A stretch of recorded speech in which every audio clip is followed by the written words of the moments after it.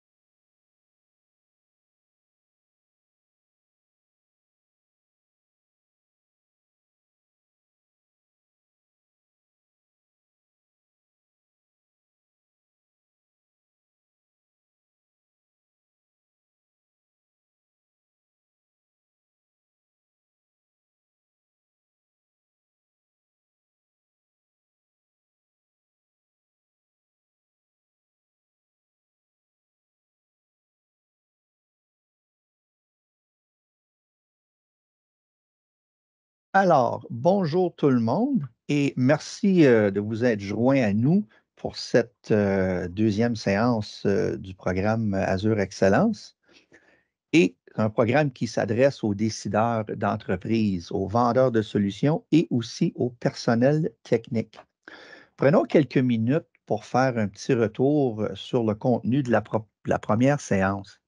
En résumé, nous avons couvert qu'est-ce que Microsoft Azure, le cloud de Microsoft. Nous avons vu les concepts cloud et les différences entre les modèles cloud.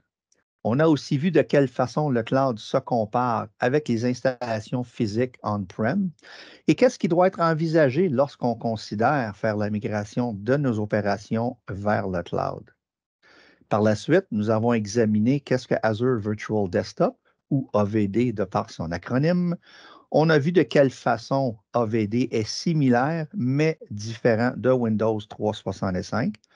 On a aussi vu de quelle façon AVD se compare à RDS, Remote Desktop Services, notre bon vieux Terminal Server. Alors, pour ce qui est de la séance d'aujourd'hui, j'aimerais vous mentionner que si vous avez des questions, vous pouvez les mettre dans le chat, mais je vous dirai peut-être plus vers la fin, car il y aura du temps pour les questions et réponses. Beaucoup de matériel sera partagé avec vous. Il y a de très bonnes chances que vous allez trouver réponse de par l'entremise dans l'information qui sera partagée avec vous pendant la présentation. Par contre, si nous ne sommes pas en mesure de vous répondre dans le temps alloué, nous vous ferons parvenir une réponse après la présentation. Alors, n'hésitez pas à formuler vos interrogations et nous ferons de notre mieux pour vous répondre. Si vous avez, pendant la présentation de votre côté, des informations à partager avec nous ou avec les autres participants, n'hésitez pas à les mettre dans le chat. Nous encourageons votre interaction et votre participation pendant cette séance. Alors, je vous propose, sans plus tarder, d'aller de l'avant avec cette deuxième séance du programme Azure Excellence, car Sébastien a encore une fois beaucoup, mais beaucoup d'informations à partager avec nous. Alors, Sébastien, je te cède la parole. Super. Un gros merci, Sylvain, pour cette introduction. Bien le bonjour à tous. Pour ceux et celles qui me connaissent un peu moins, je suis spécialiste technique Azure. J'agis comme support pré-vente. Mon rôle au sein d'itcloud.ca est de faire un peu le pont entre les ventes et la technique. Par le biais de formation, d'éducation et d'accompagnement aux partenaires, mon objectif est d'assister les partenaires dans l'acquisition de clients grâce à la technologie. Je suis là pour vous expliquer, vulgariser et simplifier les pratiques et documentations de notre cher manufacturier Microsoft. Donc, sans plus tarder, nous allons débuter ensemble ce deuxième atelier du programme Azure Excellence. Là. Juste une petite parenthèse de même, peut-être juste un petit thumbs up, quelque chose là, dans le chat, juste pour me signifier que tout le monde m'entend bien et voit bien mon écran pour qu'on puisse démarrer. Super, un gros merci. Donc, encore aujourd'hui, attachez votre tuque avec de la broche. Il y a beaucoup de matériel à notre agenda. On va parcourir ensemble les prochaines slides afin d'en apprendre un peu plus à propos de la vente de Azure et de AVD, ainsi que la facturation, un monde obscur. Les prix, les économies ainsi que les outils. On va regarder le calculateur de prix et on va faire une petite démo de ce côté-là et on va finaliser tout en douceur avec le matériel de marketing et formation chez IT Cloud et Microsoft. Alors, la vente de Azure, à qui, comment? Il faut savoir ou avoir le client qui comprend l'avantage, le gain, les opportunités. Je me plais toujours à faire un comparatif avec le monde automobile. On-prem pourrait être l'équivalent de l'achat et le cloud pourrait être l'équivalent de la location. Je prends souvent l'exemple avec mon père que lui, il est retraité. Son auto, il l'a acheté, il a fait une acquisition, il a l'intention de la garder longtemps. Il va l'user jusqu'à la corde. Donc, l'achat était tout désigné pour lui. Tandis que moi, mes besoins sont en pleine évolution. J'ai des jeunes enfants, ils vont grandir, ils vont quitter le nid familial. Donc, moi, la location était tout désigné. J'ai besoin d'un véhicule qui est garanti, je n'ai pas besoin de problème, puis je risque de changer à court et à moyen terme. Donc, la location était un peu plus adressée à mon style de consommation. C'est sûr que le modèle on-prem existe encore, puis il y a des raisons à ça. On va regarder du côté des automates, du côté des CNC, des Bing Files. Fait que ça, il ne faut pas se leurrer. Le on-prem est là, il risque de rester encore pour un bout. Il va falloir que le marché et la réalité s'adaptent. Tandis que nous, distributeurs et revendeurs, on peut naviguer là-dedans. Donc, c'est sûr que le client peut être ou démontrer une certaine réticence par rapport à la récurrence, par exemple. À mon avis, cet argument négatif-là devrait justement se transformer en argument de vente, un argument constructif et positif. Il est facile de démontrer aux clients qu'il y a du potentiel dans les modèles de facturation cloud de payer le juste prix, le pay as you go, justement. On parlait dans la première présentation, comme de quoi que les clients, quand ils vont faire de l'acquisition, il faut acheter plus gros en prévision d'eux, etc., etc. Du côté Azure, on est élastique. On paye pour ce qu'on a de besoin au moment qu'on a besoin. On est facturé à l'heure, tout simplement. Donc, c'est un bel avantage de ce côté-là. Donc, voyons ensemble les autres avantages. L'accès à une infrastructure cloud, évidemment, comme je disais tantôt, ça dépend du type de client. Il faut vraiment adresser notre discours en conséquence du client. La dépense initiale, évidemment, du côté cloud, on n'a pas d'amortissement, on n'a pas de capitalisation, on n'a que de l'opérationnel. Donc, ça peut devenir un bel avantage pour un client, justement, qui comprend cette orientation-là. Dernière migration sur site, évidemment, on se débarrasse, on se dématérialise, on fait une mise à niveau virtuelle de notre environnement et on oublie tout ce qui était derrière au niveau de l'infrastructure, au niveau des serveurs. C'est sûr qu'il y a encore des environnements hybrides, etc., mais si on parle de full cloud, à ce moment-là, on a la capacité de se détacher de notre limite environnementale et de s'émanciper, c'est-à-dire que les employés peuvent être autour du globe et profiter des mêmes performances, des mêmes sécurités et des mêmes opportunités. La redondance et la haute disponibilité. Donc, au Canada, on a 2 data centers. Juste une seconde. Excusez, pardon. Donc, c'est ça, au Canada, on a 2 data centers, un au Québec et un à Toronto. Donc, on a différentes possibilités, le local redondance, géoredondance et la zone redundancy, qui est disponible seulement au Canada centre. Mais on a des échos comme de quoi que ça s'en vient au Québec aussi.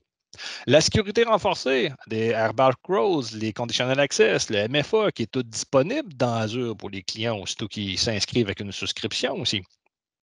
L'élasticité des performances, on n'en parle jamais assez. Scale in, scale out, scale up, scale down. On a la possibilité d'être élastique. On peut grossir, ajuster et être à la réalité ou à l'auteur du besoin ou de la performance du client. On peut changer n'importe quand une configuration d'instance. On peut même changer de famille aussi. On n'est pas taillé par rapport à ça. C'est que si le client a besoin de plus, on lui en donne plus. S'il en a besoin de moins, on descend, puis c'est tout. Puis la facture s'ajuste en conséquence. C'est ça la beauté de la chose. Chez IT Cloud maintenant. Euh, on va regarder ici les raisons, les avantages que les clients ont à passer par nous, distributeurs, et passer par vous, revendeurs. Donc, un client qui va avec Azure chez IT Cloud pourrait justement profiter de l'intégration avec l'Azure Active Directory. On ne fait pas ici un petit battle card avec les autres compétiteurs, avec les autres distributeurs, les autres plateformes, mais c'est souvent qu'on se fait poser la question pourquoi, comment, quels sont les avantages. Bien, ça, c'en est un, puis c'en est un qui est marqué, qui est quand même assez flagrant. La possibilité d'un usager, justement, de simplifier son accès et son expérience pour une plateforme de travail à comparer à nos autres compétiteurs. Évidemment, chez nous, on va avoir accès à Azure Virtual Desktop, qui est le core de la présentation aujourd'hui. Windows 365 va être chez nous aussi. L'intégration des licences, systèmes d'opération, applications, qui sont déposés directement dans le compte du client, ce qu'on appelle le MAC, le Microsoft Admin Center. Fait que le client est rendu détaché de tout ça. On n'est pas obligé d'ouvrir un compte dans le volume license comme on faisait avant. Le client n'a pas besoin de gérer des boîtes, des queues. Tout est déposé dans son tenant à lui. C'est beaucoup plus simple et indépendant du distributeur et du revendeur. Si jamais il y a un souci ou quoi que ce soit, il s'en va ailleurs, les licences sont dans son portail, ils sont à lui. L'intégration de la suite des logiciels, les services Office 365, évidemment, pour ne pas les nommer Word, Excel, Outlook, Exchange Online, SharePoint, Teams, etc. Les outils de gestion, le monitoring sont déjà intégrés dans le portail. Oui, on peut payer pour en avoir plus, ça c'est sûr et certain, mais de base, on a déjà des bons outils qu'on va voir justement un petit peu plus loin dans les autres slides du côté Azure, justement pour prendre des bonnes décisions, pour regarder ce qui s'en vient, regarder l'usage, pour justifier les coûts, pour scoper un peu plus grand si jamais on en a besoin. Et même à l'inverse, on est capable de voir qu'il y a du naptime, que la machine dort un petit peu au gaz. Les modèles de facturation unifiés, direct, indirect, les ristournes, évidemment, un bel avantage chez IT Cloud. Le support CSP, évidemment, la mécanique est comme ça. Le client, s'il a besoin d'une interrogation, support, quoi que ce soit, va voir son revendeur. Si le revendeur n'a pas la connaissance, l'expertise ou autre, va voir son distributeur. Nous, avec nos différents départements, dont celui du support MS avec Carl et son équipe. Et si nous, on n'a pas l'expertise, la connaissance ou quoi que ce soit, on va remonter vers Microsoft. On a la possibilité d'involver des ingénieurs et des techniciens pour venir nous aider. Donc, tout ça fait partie du service IT Cloud 5 étoiles comme d'habitude. Petit rappel de ce que nous avons vu à la première rencontre. Donc, on se rappelle qu'il y a 4 styles de facturation. Au démarrage d'une souscription, une machine est en pay-as-you-go, utilisateur payeur. Donc, on est facturé à l'heure tout simplement. Par la suite, il y a 3 styles qui vont nous offrir la possibilité de fixer et de réduire les mensualités. Donc, les Reserve Instant, qui sont les plus communs pour la PME, il faut voir ça comme un certificat cadeau. Là. On consomme un produit prédéterminé avec un prix fixe et c'est tout. Ensuite, les Saving Plans, plus adaptés aux très grandes entreprises, je dirais. C'est un peu plus rare qu'on la voit dans la PME, mais bon, l'idée est bonne, mais les règles d'engagement sont un petit peu différentes. Il faut voir ça comme une carte de crédit prépayée. On achète ce que l'on veut jusqu'à un maximum donné. C'est nous qui décidons du montant de la carte de crédit qu'on va investir dessus. Et ainsi que les spots instances qui sont un peu plus spécialisés pour les tests, les séquences de travail. Les preuves de concept aussi, on va voir ça une fois de temps en temps que les partenaires peuvent se le permettre quand ils vont dans des commerciales. Ce n'est pas une mauvaise idée aussi, mais on ne met pas ça en production, évidemment. C'est vraiment pour des cas un peu plus spécifiques. De ces petites captures d'écran-là, s'il y a une chose que nous devons nous rappeler, c'est que les Reserve Instances sont mieux adaptés pour la PME. Petite note, on n'oublie pas, hein, dans les 2 cas, on parle ici d'un commitment entre le client et Microsoft. Donc, cela est indépendant de la souscription, ce qui signifie que quoi qu'il arrive à la souscription, si on la cancelle, par exemple, ben, le commitment du Reserve Instant et du Saving Plan demeure. Au même titre que les items du marketplace, le client s'engage avec un autre contrat en parallèle au plan Azure. L'exemple que je prends souvent pour illustrer tout ça, c'est un peu avec le monde automobile encore. Demain matin, je m'achète un auto, je vais aller contracter une assurance. C'est deux services conjoints, mais indépendants. La journée que je me débarrasse de mon auto, il ne faut pas oublier d'aller dire à mon assurance que j'en ai plus de besoin. Si je l'oublie, m'a continué à payer, mon assureur va se faire un plaisir d'aller chercher l'argent dans mon compte. Ben, c'est exactement le même concept ici. C'est qu'on rajoute des services supplémentaires, pas sur la souscription, mais en parallèle de la souscription. Ensuite, qu'est-ce qu'on a comme petit rappel? Les licences Office 365, ceux qui sont admissibles pour AVD, on en a parlé à la première présentation. Petit rappel ici que le HeroesQ, c'est Office 365 Business Premium. Évidemment, celui-ci offre l'installation de la suite Office en mode Share Installation, ce qu'on a besoin dans RDS, AVD. Les services Exchange Online, SharePoint, Teams et OneDrive. Le droit d'accès AVD avec le droit VDA qu'on en a besoin du côté AVD, qui est inclus dans Business Premium toujours. Et une multitude de compléments et de sécurité tels que MFA, Conditional Access et j'en passe. Petite note, l'accès au Reserve Instance et les Saving Plans, c'est sur demande, comme j'ai mis la petite étoile en bas. Donc, il faut nous faire parvenir avec le médium de communication de votre choix. Le best, c'est d'ouvrir un ticket ou d'envoyer un courriel à la rigueur. Le best, là, mettez ça dans votre procédure de déploiement Azure. Pour chaque client, chaque projet, placez un appel de service chez Tecloud pour faire activer soit les Reserve Instance, les Saving Plans et le Cost Management Tool qu'on va voir dans les slides un peu plus tard. Donc, prenez pas de chance. Mettez ça dans votre procédure de déploiement. Quand vous startez un projet, vous faites un ticket chez Tecloud, puis toute notre équipe de spécialistes support va se faire un plaisir d'activer ça pour chacun de vos clients. Comme ça, on ne l'oublie pas, puis on n'a pas de surprise, puis c'est tout. Aussi simple que ça.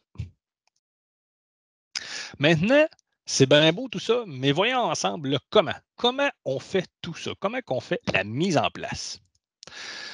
Là, je vais faire une petite particularité. Vous voyez que j'ai essayé de faire des jeux de couleurs. Là. Oui, quand on parle d'AVD, on va être quand même en pay as you go, mais au niveau du licensing, on rappelle tout le temps, on a besoin de la licence VDA qui est incluse dans Business Premium. J'ai fait un paquet de parenthèses. C'est pas évident de vulgariser tout ça. Là.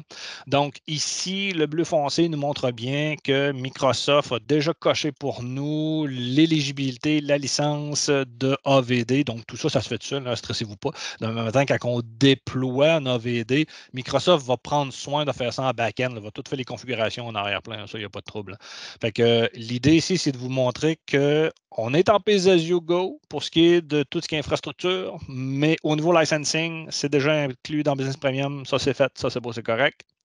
Ensuite, quand on va vouloir activer le Azure Hybrid Benefit, quand on va vouloir parler de Windows Server, oui, il est possible d'utiliser un software assurance actif qui arrive d'un ancien contrat du côté Microsoft. Ça, c'est out of scope chez nous, mais on est là quand même pour vous accompagner, vous donner les directions. Grosso modo, il faut utiliser un mobility plan du côté Microsoft pour apporter et autoriser le licensing d'un contrat, Enterprise Agreement, Volume License, avec des software assurance actifs, c'est le mot-clé, évidemment. Fait qu'on est capable de l'apporter et de le faire honorer du côté Microsoft, de ce côté-là. Sinon, évidemment, du côté PME, le plus simple, c'est d'y aller avec du licensing en mode CSP, c'est-à-dire qu'on va aller chercher les souscriptions, logiciels en abonnement, de Windows Server, tout simplement. On va voir ça en détail un petit peu dans la prochaine slide. Donc, tout ce qu'on a besoin de faire, c'est d'aller chercher les SKU en bonne quantité, de mettre ça dans notre panier, puis et voilà, that's it. Ensuite, du côté, ça c'est Windows et SQL. J'ai skippé un petit bout, là, je m'excuse. SQL Server, Manager Instance et Database, c'est le même concept. Là, on va aller chercher ça dans notre panier et la vraie ketchup. Après ça, on se revoit de l'autre côté. Linux, on a une petite particularité. Oui, il y a des distributions gratuites, mais il y a des distributions payantes aussi. C'est que Microsoft a inventé le Bring Your Own Subscription. Donc, on a la possibilité d'aller mettre les petits crochets dans Linux pour dire à Microsoft, tu ne me charges pas la licence, je l'ai déjà avec des contrats ailleurs avec d'autres fournisseurs. Fait que là encore aussi, dans la configuration d'une VM, on peut aller mettre les petits crochets puis autoriser le changement de billing concept pour passer du pay-as-you-go à Azure Hybrid Benefit. C'est ça l'histoire. C'est vraiment juste un mode de paiement. C'est vraiment juste ça. Il n'y a rien de magique en arrière de ça. C'est vraiment juste qu'on va décortiquer ça en deux factures qu'on va voir dans les slides tantôt, justement. Qu'est-ce qu'on a d'autre par la suite? Les saving options. Comment on fait pour mettre ça en place? C'est simple. Là, ça, on va dans le portail Azure et on va choisir dans le Blade Reserve Instance ou la Blade Saving Plan et on suit le petit wizard, on met ça en action et c'est tout.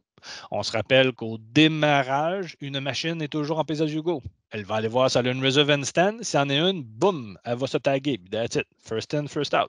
Si jamais il n'y a pas de réservation, la machine va continuer en pay-as-you-go. Et à tous les cycles de 1 heure, elle va les vérifier. J'ai-tu une RI? Non. J'ai-tu une RI? Non. J'en ai une? Pouf! Et voilà, le saving model va s'appliquer et on va tomber en reserve instance, tout simplement. Ensuite, qu'est-ce qu'on a? Oui, les spots, toujours, évidemment. Ça, au déploiement d'une machine, on va juste aller mettre le petit radio-bouton, comme de quoi qu'on veut un spot instance, puis c'est tout. Puis un petit rappel, tout ça est sur demande d'accès, évidemment. D'emblée, Microsoft vous protège. C'était ça l'idée au départ. Ce concept-là de demande existe dans le mode CSP, tout simplement, là, parce que Microsoft le sait que vous êtes des revendeurs, vous êtes un peu le man in the middle. Puis des fois, les clients ne voient pas les prix, vous mettez des marges supplémentaires, services professionnels, etc., etc. Avec Microsoft, d'emblée, ils ont caché les prix. C'est ça la passe. Mais la plupart d'entre vous, justement, allez de transparence avec vos clients, c'est tout à votre honneur. Donc, si on active l'accès au Reserve Instance, on voit les prix. Si on active le Cost Management Tool, on va voir les prix aussi. Tous les prix dans le portail Azure sont tous du MSRP. Inquiétez-vous pas, ça, il n'y a pas trop de ce côté-là. Mais si vous majorez justement vos prix avec un markup supplémentaire, ben c'est là qu'il faut justement agir avec votre client, tout simplement.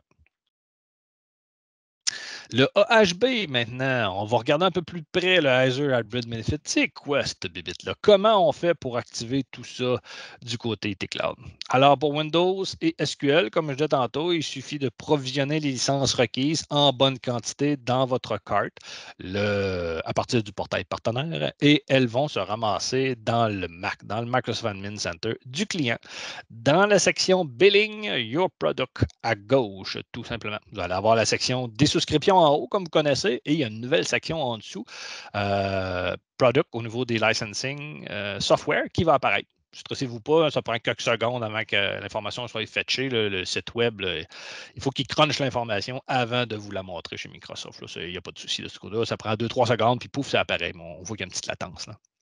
Ces licences-là vont être de type trust, c'est-à-dire que vous n'avez pas besoin de les manipuler, pas besoin de les activer, pas rien. Ils sont là, sont disponibles, puis c'est tout. C'est sûr que demain matin, si vous avez besoin d'un CD key, vous allez les chercher, il n'y a pas de trouble. Mais du côté Azure, on n'en a pas de besoin. On se rappelle qu'on n'installe pas dans Azure. Hein. On déploie une machine, tout simplement.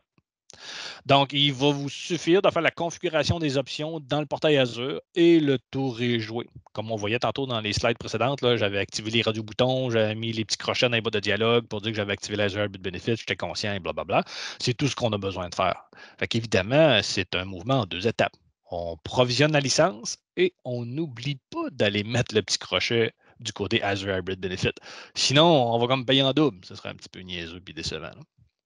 Donc, l'idée ici, quand on met les petits crochets puis qu'on active les radioboutons, tout ce qu'on fait, c'est qu'on signifie au module de facturation Azure qu'on va changer de style. C'est tout.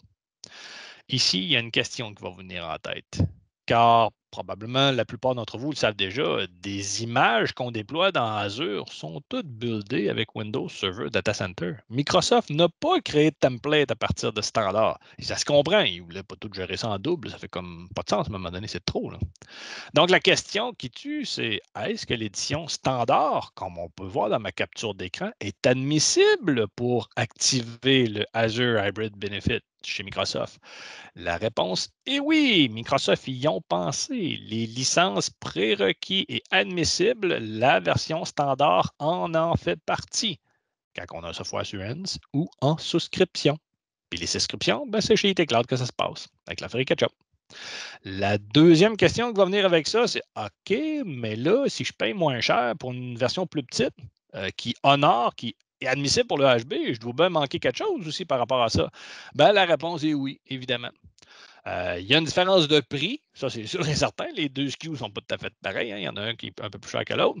Puis la version Data Center vient avec une foule d'avantages. Du côté Azure, entre autres, il y a le split license. Ça veut dire qu'on a la possibilité de diviser les droits AHB sur 2 VM.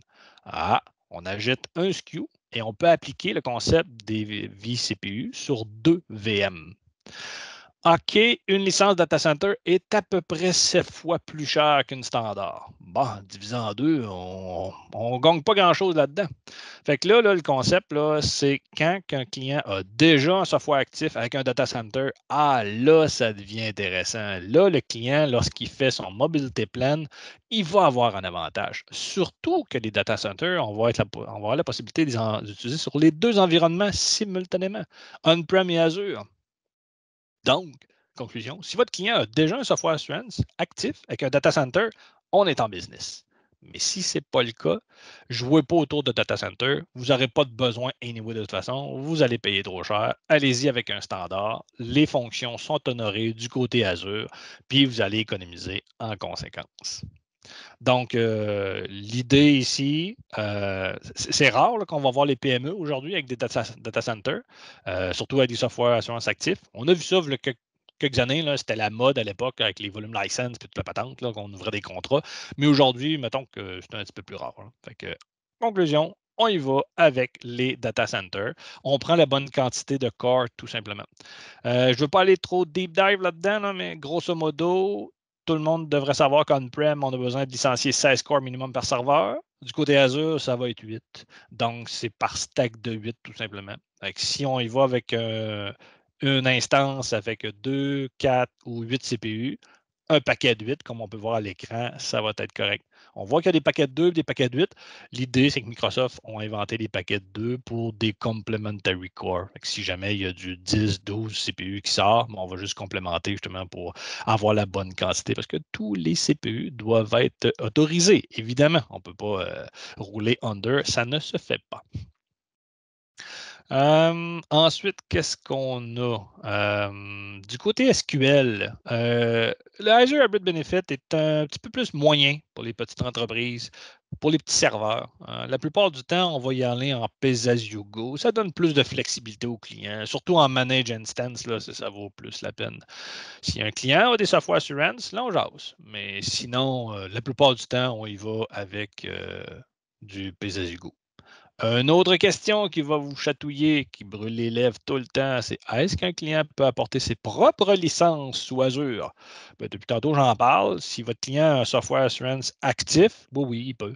Mais du côté SQL, c'est la même poutine. Fait que la réponse, c'est si les licences proviennent d'un autre canal de distribution, ben non, ils ne sont pas admissibles. Si le client a acheté du OEM, je pense que je ne prendrai pas le temps de répondre à cette question-là. Si c'est du distribution directe, si c'est du Enterprise Agreement ailleurs ou du MSDN, quelque chose de genre, non, évidemment. Si c'est du Direct Retail, non plus, ce n'est pas disponible. Fait que c'est pas sorcier. Là. Je vous donne un petit truc. Là. Dans Azure, là, on parle de location. Azure égale mensualité, annualité, point barre. That's it. On ne peut pas s'en sortir, c'est comme ça que ça fonctionne. La journée que le BSA va débarquer, c'est pas sorcier, il va vous demander, en fait, il va demander au client, donne-moi les preuves que tu as tes licences. C'est là que vous allez embarquer, vous allez devoir démontrer justement que le client a bel et bien toutes les licences ou que nécessaire dans son infrastructure. Bon, là, toutes les prochaines slides vont être axées dans un même et seul but, nous apporter vers le Azure Price Calculator. C'est là notre destination aujourd'hui. On va regarder comment fonctionne la tarification d'une VM, plus précisément un AVD, parce qu'on gravite autour de ça depuis le début, évidemment, et les options qui s'y rattachent. Donc, on voit bien ici mon petit dessin, j'ai une VM. Donc, j'ai mes licences en haut. Dans le milieu, j'ai mon instance, mon storage ainsi que ma carte réseau. Et en bas, j'aime pas ça, là, mais je dis ça optionnellement parlant. La sauvegarde n'est pas nécessaire à la production, mais mettons que c'est quand même assez intéressant d'avoir un plan de secours pour restaurer des données. Mais je le mets là en pointillé, c'est à moitié optionnel. Donc, on se rappelle que chaque VM qui démarre est toujours en pay as you go. Ensuite, on va rajouter par-dessus le coût de licence. Donc, serveur Windows, SQL, les cales si jamais on en a besoin. Je fais un petit parallèle. Pas tout de suite. OK, j'ajoute à ça les coûts de l'infrastructure. Donc, instance, stockage, réseau, sauvegarde, etc., etc. Tout ce qui pourrait graviter autour. On parle de VPN, on parle d'adresse IP, etc., etc. Tout ça va être dans supplémentaire. Par-dessus ça, là, je fais un petit parallèle. Les droits d'accès utilisateur avec les licences VDA, par exemple, en Business Premium, qu'on voit que ça vient faire un petit peu un overlap là, au coût de la licence. Donc, ça, c'est un petit parallèle que je vais apporter parce que je veux expliquer la tarification d'une VM, mais d'AVD aussi en même temps. C'est qu'on n'oublie pas, là, quand on est en AVD, la licence arrive du VDA à travers Business Premium ou les autres SKU aussi qu'on a vus dans la première présentation. Ensuite, le coût de la licence, on est capable de transformer ça en Azure Hybrid Benefit. Donc, si on a un software assurance actif ou qu'on y va en CSP, Windows Server SQL Linux, comme j'ai pris le temps de vous expliquer tantôt. Et ensuite, le coût d'infrastructure, on est capable d'appliquer des saving options, les reserve instances et les saving plans. C'est là qu'on s'en va. Les spots, évidemment, qui sont là, qui sont disponibles. Je me permets de mettre des petits pouces en l'air, évidemment, parce que c'est le best. Là. Le client, il va payer moins cher, c'est évident. On ne parle pas d'attraction, rien. Là, on parle vraiment juste au niveau facturation. C'est là-dessus que je me concentre aujourd'hui. Ça fait que l'idée, c'est de faire des économies au client, que le client soit content. Quand le client est content, il revient, il en parle aux autres, etc. etc. Fait que c'est ça l'idée ici. Donc, on comprend ici la tarification d'une VM. Là, on a les coûts de licence ou avec AVD, l'infrastructure et les options de saving qu'on a par la suite, qu'on a la possibilité de fixer et diminuer le prix. Fait que là, je vous mets une image de toute la théorie que je vous ai donnée un petit peu plus tôt. Là. Ensuite, allons voir tous ceux qui peuvent avoir des tarifs variables, fixes et progressifs. Je garde encore mon image, le même concept, et on va y aller étape par étape. Donc, les licences, évidemment, ça va être stable. OK, c'est assujetti au nombre de users qu'on va avoir, on s'entend, là, mais en théorie, mettons que le client a 10 users, ben, on va rester ça stable, puis on va avoir 10 users. Si on en rajoute, là, mais bon, le prix va être stable du côté include ou ben donc AHB. On va voir ça un petit peu plus tard là, en réalité là, dans l'Azure Price Calculator, justement, ces deux termes-là. Ensuite, l'instance. Si on est en pay as you go, évidemment, ça va être variable. Hein, on se souvient que quand une VM est down, j'ai la possibilité de ne pas payer mon instance. Je vais voir ça un petit peu plus en détail dans l'autre slide à côté. Donc, si jamais je shut down ou ma VM est up and running, mon prix va varier au fur et à mesure de ma journée parce que je suis chargé à l'heure. Si je suis en reserve instance, bien évidemment, ce concept-là disparaît complètement. On va voir ça dans l'Azure Price Calculator. Tantôt, quand j'active un reserve instance, le concept de temps, pouf, il disparaît, tout simplement. Parce que là, j'ai payé à l'avance, anyway, de toute façon. On se souvient de l'exemple de la chambre de motel. Si je la paye à l'avance, je l'ai pour un bon prix à l'avance, tout simplement. Que j'y sois ou que j'y sois pas, que je sois dehors ou à l'intérieur en train de dormir ou en train de m'amuser, ça ne change rien. Ça va être le même prix. Ensuite, le disque dur va être stable selon la capacité. Si je la fais grandir au fur et à mesure, parce que oui, je suis capable de faire grossir un disque dur, évidemment. C'est comme n'importe quelle entité on-prem, Hyper-V, VMware. Je donne la VM, grossir le disque dur, bout de la VM, extend la partition, et voilà. Donc, c'est exactement la même chose. Évidemment, c'est supporté de grossir, mais ce n'est pas supporté de rapetisser un disque dur. Je ne dis pas que ça ne se fait pas. Je dis simplement que ce n'est pas supporté du côté Microsoft. C'est la même poutine qu'on-prem. Les mêmes enjeux, les mêmes difficultés, la même réalité, c'est pareil. Mais le prix est stable, c'est ce qui est important. Et n'oubliez pas, c'est un peu comme du tick provisioning, c'est-à-dire qu'on réserve un espace. Si je me prends un disque dur de 128, mais que mon disque dur est à moitié plein, ben, je ne paierai pas à moitié du prix. Je vais payer pour 128 parce que c'est un espace qui m'est réservé. Ensuite, qu'est-ce que j'ai? La carte réseau. Elle, on n'oublie pas, on a un max de 100 gigs par mois par VM. On va voir ça encore dans l'Azure Price Calculator. Je vais bien prendre le temps de vous expliquer ça.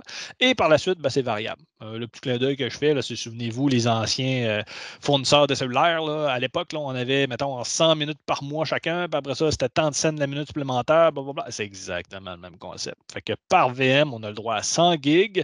Et si on bosse, ben, c'est 11 cents le gig supplémentaire. Puis c'est tout. Mais ça dépend de l'usage. Mais la plupart du temps, justement, quand on parle d'AVD, 100 gigs de egress, parce qu'on se souvient, hein, c'est du egress data qu'on paye. Le incoming, on ne paye pas. Donc, c'est juste ce qui sort de Azure. Mais qu'est-ce qui sort? Clavier, souris, écran dans le cas d'AVD. Donc, ce n'est pas négligeable, mais pas loin. Puis malgré la quantité d'usagers aussi. Puis là, vous allez me dire, ouais, mais un usager va écouter la radio, il va écouter la télé, il va télécharger du stock. Pas de trouble, j'ai pas de problème avec ça. C'est tout du incoming. Le gars, par contre, si, exemple, il fait une téléconférence, il allume sa caméra, oh, pour que toute l'Internet voie sa binette, là, ça va être différent à ce moment-là. Là, lui, il va faire du output, il va faire du egress. Là, il va commencer à charger, par contre. Ben, charger tant qu'il ne dépasse pas le 100 gig, évidemment, on s'entend. Ensuite, le backup, il va être progressif, tout simplement. J'ai essayé de dessiner la courbe le plus réalistiquement possible. C'est-à-dire que les backups, au départ, coûtent pas mal moins cher parce qu'on a une version, 2, 3, 4, 5, 6. Et c'est la plupart du temps, tout le temps, le même data churn qu'on retrouve. C'est-à-dire que le client va tout le temps les modifier, les mêmes documents, les mêmes databases. Puis, on s'entend qu'il va y avoir une petite routine qui va s'embarquer jusqu'à temps qu'il y ait quelqu'un qui ait l'idée de faire copier-coller de la base de données au complet. Là, ça va faire une grosse bouchée, il y a une grosse bulle qui va passer dans le tube. Mais c'est exactement le même concept.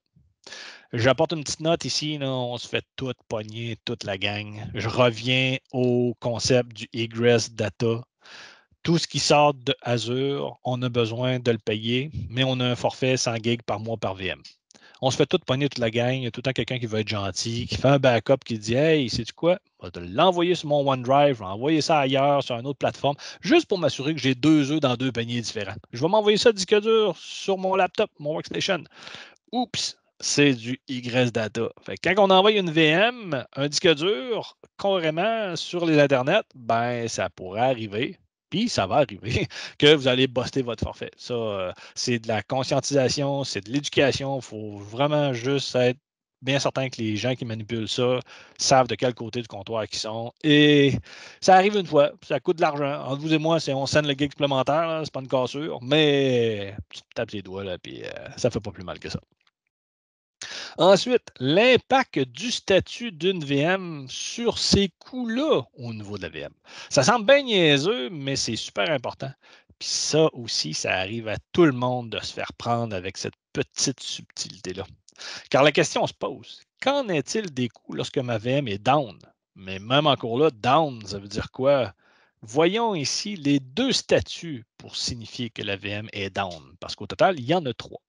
Donc, comme on peut voir dans mon petit encadré, le statut de ma VM peut être soit running, stopped ou deallocated. Désalloué en français, excusez mon anglicisme. Donc, la différence entre les deux. Pas besoin de vous dire que quand la machine est running, on paye, là, ça c'est quand même assez évident. Donc, lorsque la machine est stopped, lorsqu'elle est arrêtée, il me semble en français, que se passe-t-il avec chacun des services et des produits et dépendances qui y sont associés? La licence, évidemment, je la paye. Ça, c'est évident. Là. Au niveau de l'instance, oups, elle aussi, je continue à la payer. Vous allez me dire, ah, t'as peu, là, la machine est arrêtée. Oui, mais c'est ça, elle est arrêtée. Elle n'est pas décommissionnée, elle n'est pas désallouée. C'est ça la catch. La VM est un peu dans un statut latent. Le host est encore en train de l'électrifier.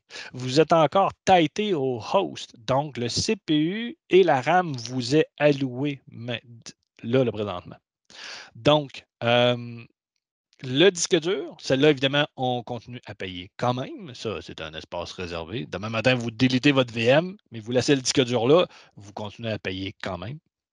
La carte réseau, oui, oui, vous allez continuer à payer. Vous allez me dire qu'il n'y aura pas grand trafic sur une machine qui est down, qui est juste stop, c'est sûr, mais si jamais il y a des interrogations, quoi que ce soit, ça pourrait arriver effectivement qu'on voit du trafic. Ça risque d'être chargé minimal, on s'entend, les frais sont négligeables, mais pas loin. Puis la sauvegarde, oui, évidemment, elle, on continue à la payer parce que c'est de l'entreposage de données.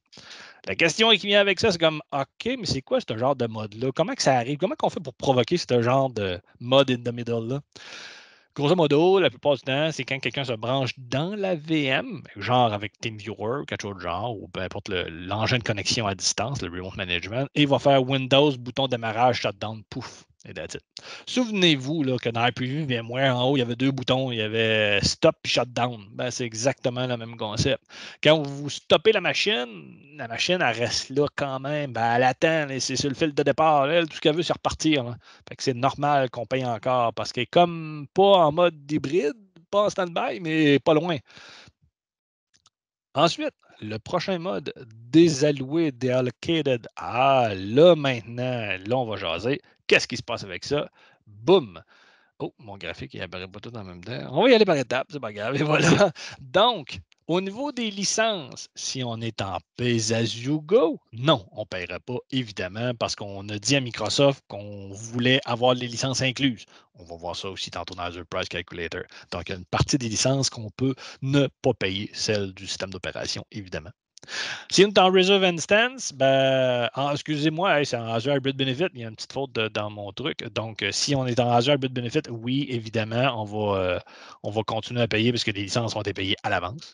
Au niveau de l'instance, si on est en Pay as you go, non, évidemment. Ça, la VM est fermée et désélectrifiée, si je peux m'exprimer ici. Donc, non, on ne payera pas pour ça. Si on est en Reserve Instance, oui, parce que le concept d'heure billing, il vient de disparaître. Parce qu'on le paye à l'avance, qu'on soit là, qu'on ne soit pas là. Souvenez-vous l'exemple de la chambre de motel. Au niveau du disque dur, ben oui, on continue à payer parce qu'évidemment, c'est de l'entreposage de données qui nous est réservé. La carte réseau, non. Elle va être non électrifiée, donc il n'y aura plus de concept, il n'y aura plus de transactions, il n'y aura plus rien dessus. Puis la sauvegarde, ben oui, évidemment, que la machine soit up ou down, on va quand même payer l'entreposage de données pour ce qui est du backup et des archives si jamais il y en a. Donc, ce qu'on a besoin de comprendre ici, c'est que oui, lorsque la machine est désallouée, là, à ce moment-là, on va pouvoir faire une certaine économie quand on va être en Pay as you go, surtout, et un peu lorsqu'on va être en Reserve Instance. J'apporte une petite parenthèse ici, on va voir ça plus en profondeur dans Azure Price Calculator. Là, les gens qui bénéficient des familles de série B. N'oubliez pas que lorsque vous redémarrez une VM, votre portefeuille de crédit est réinitialisé. Donc, si jamais vous avez accumulé des crédits et que vous roulez sur cette espérance-là, ben, n'oubliez pas justement quand vous rebootez, ben, votre portefeuille est reseté au compte, pas de zéro, mais à la hauteur de sa capacité initiale.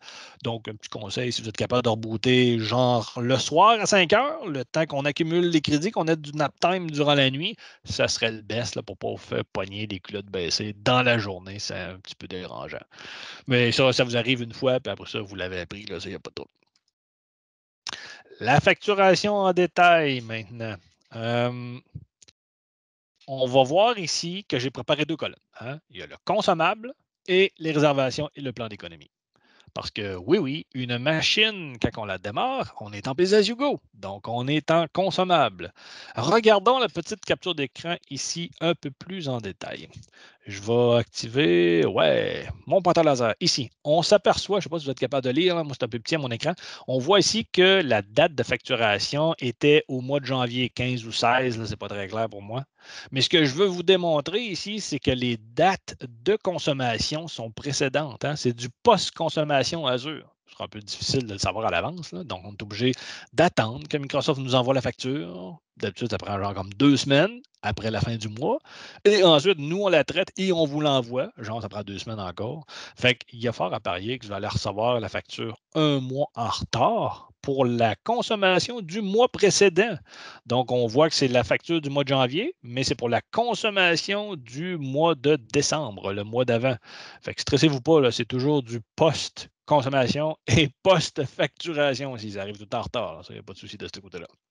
Donc, on va voir le PDSF, on va voir le discount, tout dépendamment de votre niveau de partenariat et le prix coûtant que vous allez avoir à vous, selon la facturation directe et indirecte. Évidemment, tout ça est ajusté, puis la facturation est envoyée à la bonne personne. Petite notice ici que je veux vous montrer puis porter attention. La date de facturation pour la consommation est toujours du premier au dernier du mois. Depuis le NCE, là, parce que oui, Azure a passé du legacy au plan en NCE. Ça a été quand même assez transparent pour tout le monde. Ça n'a pas changé grand-chose. C'était plus une question d'architecture, de facturation. Là. Mais au niveau production opérationnelle, on n'a pas vu grand-chose de ce côté-là. Mais oui, effectivement, la date de facturation est maintenant du premier au dernier du mois pour tout ce qui est consommable. Donc, quand c'est consommation, on voit la description plan Azure sur notre description. Ici, on voit qu'on a 2 clients, tout simplement, sur la même facture. Puis les 2 clients, il y a eu des prix différents. Puis comme ça, vous êtes capable de décortiquer et envoyer ça à votre département de facturation. Prochaine partie, les détails à ce moment-là. Le petit lien ici, ou dans la tuile bleue avec le signe de dollar. Oh, je ne vais même pas sortir le bon. Zut, c'est le signe de dollar ici qu'on a besoin, qui va nous apporter à la détail de facturation de Azure. Donc, on a la possibilité de le voir live, de le voir en PDF ou de le voir en Excel. Donc, on a la possibilité d'envoyer ça à notre département de facturation, que ce soit recomptabilisé, revomi d'une autre façon, tout simplement. Puis, on a la capacité d'y aller par ressource, tout simplement, et on voit les prix en conséquence. Il n'y a rien de sorcier, c'est le fun, tout simplement, de voir ça. Perso, moi, c'est rare que je passe par ici. La plupart du temps, je passe par le Microsoft Customer, le MCT, le Cost Management Tool. On va voir ça un petit peu plus tard dans la catégorie outils de la présentation. Mais celui-là fait la job. Mais n'oubliez pas, hein, ce n'est que du consommable. Donc, si jamais vous cherchez du Reserve Instance ou des Saving Plans, ils ne sont pas là. Ils vont être dans la prochaine facturation. On continue. Pouf! La deuxième facturation que vous devriez recevoir. Donc, on regarde ici encore les dates. Ça, c'est pour le mois de janvier. Et pour le mois précédent, encore, c'est le même concept. Donc, c'est toujours du post-consommation, évidemment, qui est envoyé de ce côté-là, avec le concept des ristournes, etc., etc. Ça ne bouge pas, c'est exactement la même chose. Petite notice, par contre, comme on peut voir ici, les dates d'anniversaire sont complètement différentes. Les Reserve Instance et les Saving Plans ont leurs propres dates qui ne sont pas égales aux dates d'anniversaire de la facturation. OK, le best, ça serait de starter des Reserve Instance et des Saving Plans toujours le premier du mois. C'est un peu niaiseux, mais ça peut être un exercice quand même assez viable pour votre département de facturation pour essayer de pas trop qu'ils s'arrachent les cheveux sur la tête. Mais bon, on en a quelques-uns des partenaires qui se sont essayés, mais c'est plus ou moins une pratique là, boiteuse, là, mais ça simplifie beaucoup la donne. Il n'y a rien qui vous empêche de le faire. Mais sinon, c'est de la facturation, puis ça passe dans la moulinette, là, pareil comme le reste. Il n'y a pas de trouble. Hum. Il y avait quelque chose en bas à droite. Ouais, la conversion. Ouais, je le sais. La facturation Azure, c'est tout en US. Nous, quand on reçoit ça, Microsoft, ils nous l'ont converti en canadien. Ce n'est pas nous autres qui le faisons, c'est Microsoft qui le fait. Le premier du mois, ils vont aller chercher un taux de conversion normalisé sur le mois précédent.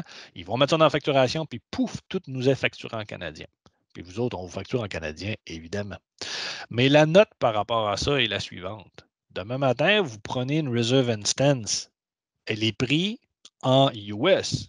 Donc, le prix est stable à tous les mois. Une Reserve Instance, c'est un contrat. Microsoft s'engage de vous fournir un service pour un prix X stable pour un contrat d'un an, 3 ans.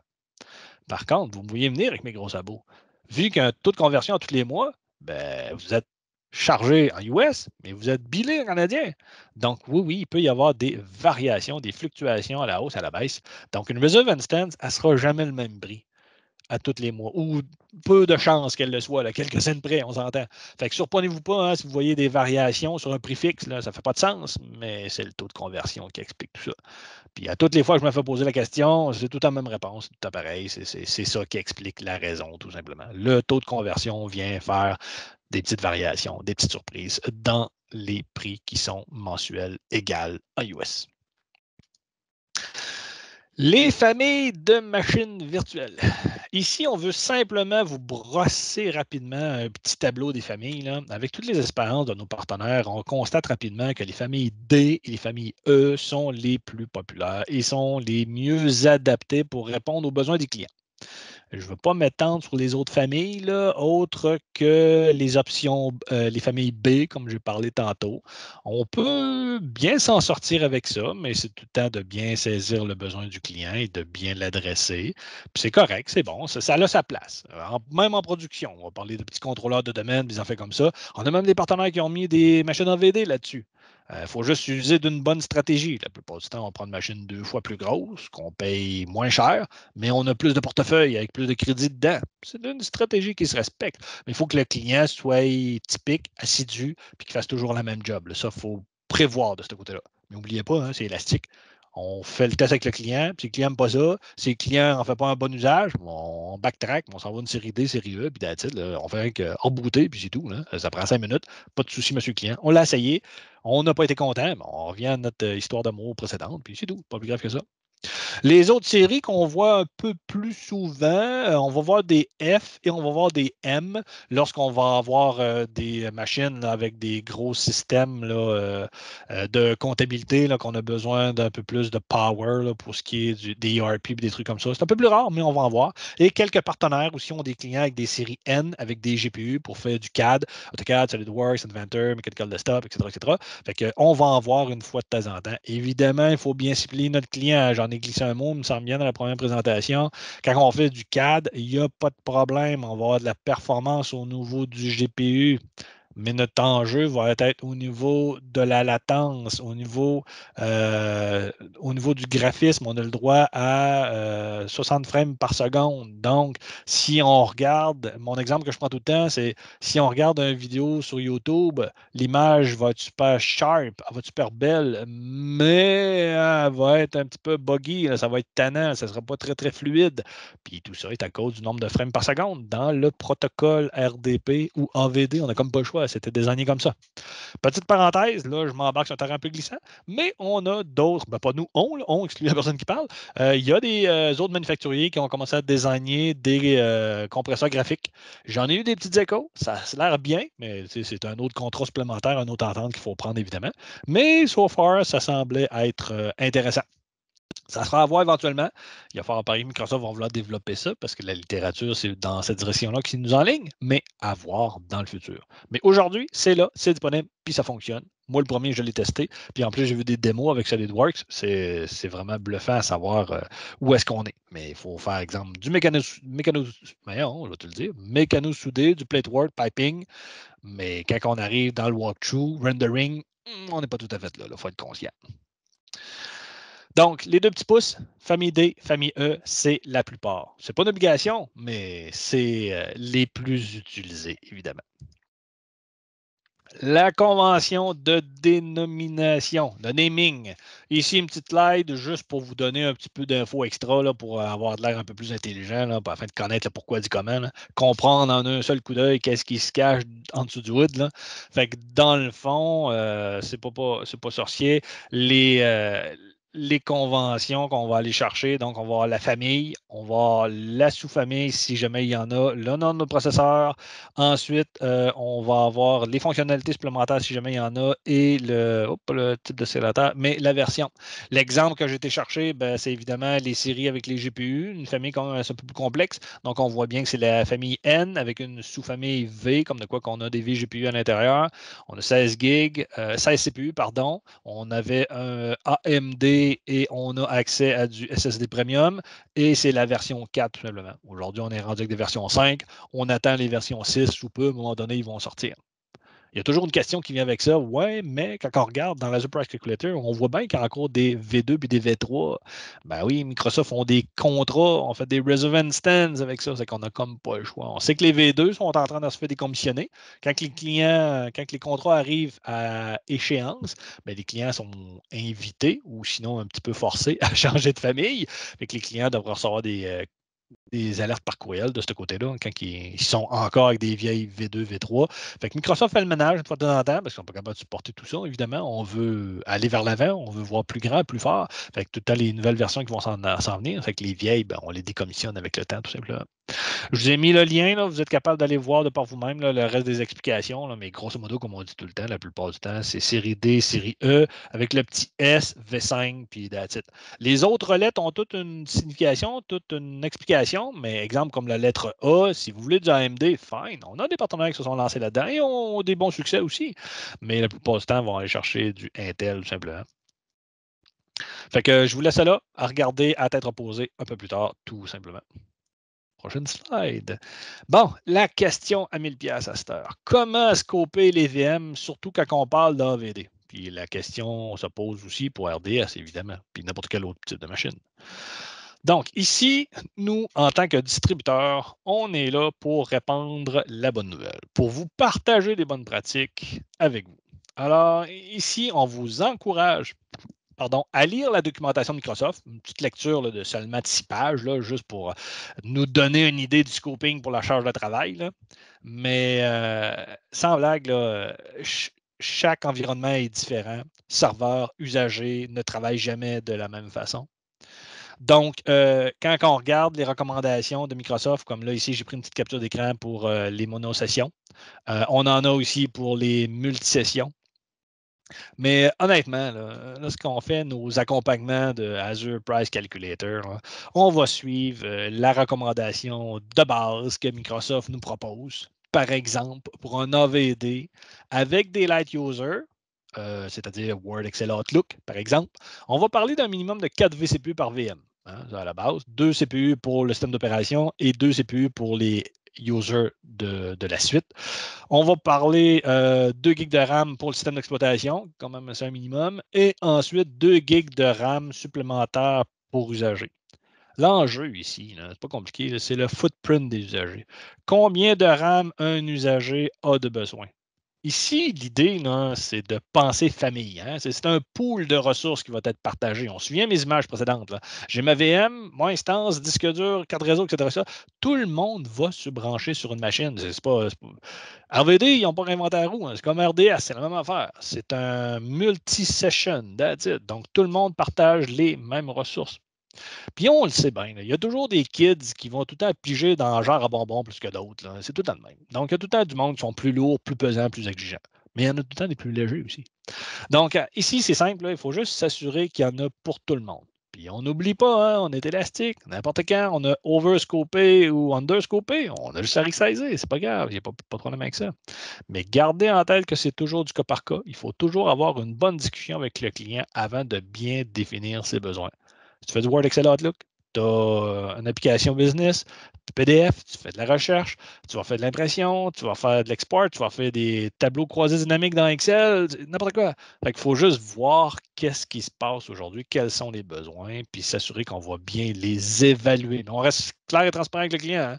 Dans le cas où le client a déjà un RDP, c'est pas bien dur. On va voir la charge de travail, on l'estime, et voilà. Mais demain matin, quand les besoins et produits sont décentralisés sur toutes des workstations indépendantes, puis là, qu'on veut les centraliser, ben là, monsieur le client, on va scoper. Hein? Ça va du speed dating. On va apprendre à se connaître tranquillement, pas vite. Puis on va s'ajuster au fur et à mesure. C'est pas plus grave que ça. On continue. Le Azure Price Calculator. Enfin, on arrive à la pièce de résistance de cet atelier. Ici, on va parcourir ensemble le Azure Price Calculator tantôt dans une démo. On va voir comment faire un estimé de prix. Pour un environnement AVD, ça va être l'objectif de ma présentation parce que, oui, en tant que distributeur, nous, on ne parle pas de soumission.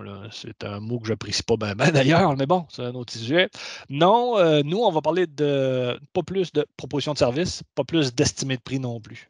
Notre rôle ici, c'est de vous accompagner, de vous former, vous, les partenaires, à vous servir de cet outil-là, cette grosse bébite-là, l'Azure Price Calculator. Allez voir, c'est bien niaiseux, c'est juste très compliqué, là, mais bon. Ça a été conçu par un gars de Microsoft qui, entre vous et moi, il serait probablement pas mon ami, hein, on s'entend, là? Mais bon, il faut que je fasse avec. Je dis ça à la blague, là, mais il me semble qu'il y a beaucoup de place à de l'amélioration. Hein? Je ne suis pas négatif ici. Là. Ça reste que mon commentaire se voit constructif. Hein? Clin d'œil, comme dirait l'autre. Donc, bon, mettons que je trouve que ça pourrait être plus simple, là, que l'expérience utilisateur, là, il pourrait être un peu plus fluide, disons ça comme ça. Mais anyway, de toute façon, ma job ici chez TechCloud, c'est de simplifier tout ça. C'est à ça que je sers aujourd'hui, de démystifier cette grosse bébite-là. Donc, on va voir que c'est un peu complexe, mais c'est pas compliqué. Là. Il faut juste le savoir, tout simplement. Fait qu'on s'enligne. Ça va être l'heure de la démo. Donnez-moi une seconde. Je m'en viens ici. Moi, juste ouvrir ma fenêtre si elle veut bien s'en venir. Azure Price Calculator. Je mets ça là comme ça. J'arrête mon partage. Come on, stop. Puis je veux juste partager un autre écran. Ça ici. Pouf. Et voilà. Super, parfait. Peut-être juste un petit pouce en l'air pour être certain là, que tout le monde voit bien mon écran encore, là, que tout est beau, tout est correct. Donc, super, merci beaucoup. Donc, le Azure Price Calculator, on ferme ça ici. Est-ce que j'avais déjà quelque chose dans mon panier? Oui, il m'a juste flashé pour commencer from scratch, évidemment.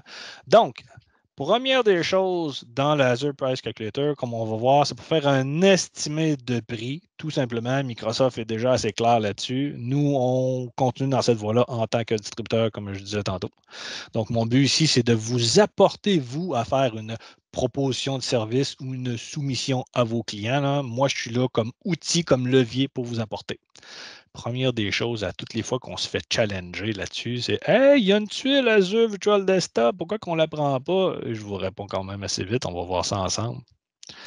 Ça, là, ça a été désigné pour les grandes entreprises. Donc, il faut savoir et répondre à des questions un peu trop supplémentaires, un peu trop compliquées, absolument pour dire. Il faut savoir le nombre d'usagers, les peak time, les off time.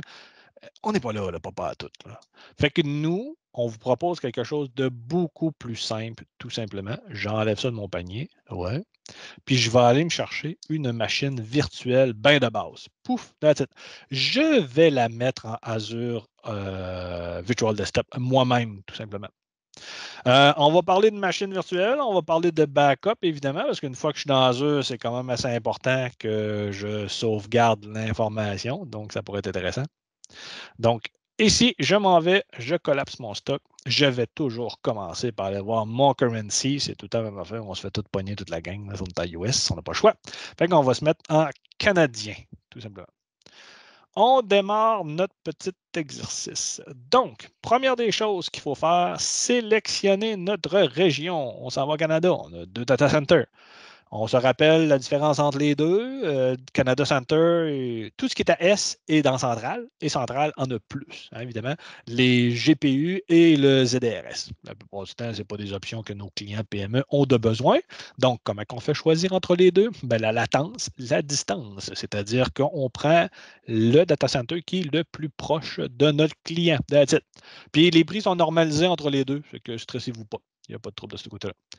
Petit bémol, la journée que vous avez un non-profit, un OBNL, ou vous avez une souscription MPN ou MPN, MSDN, etc., ça se fait seulement dans le Canada central.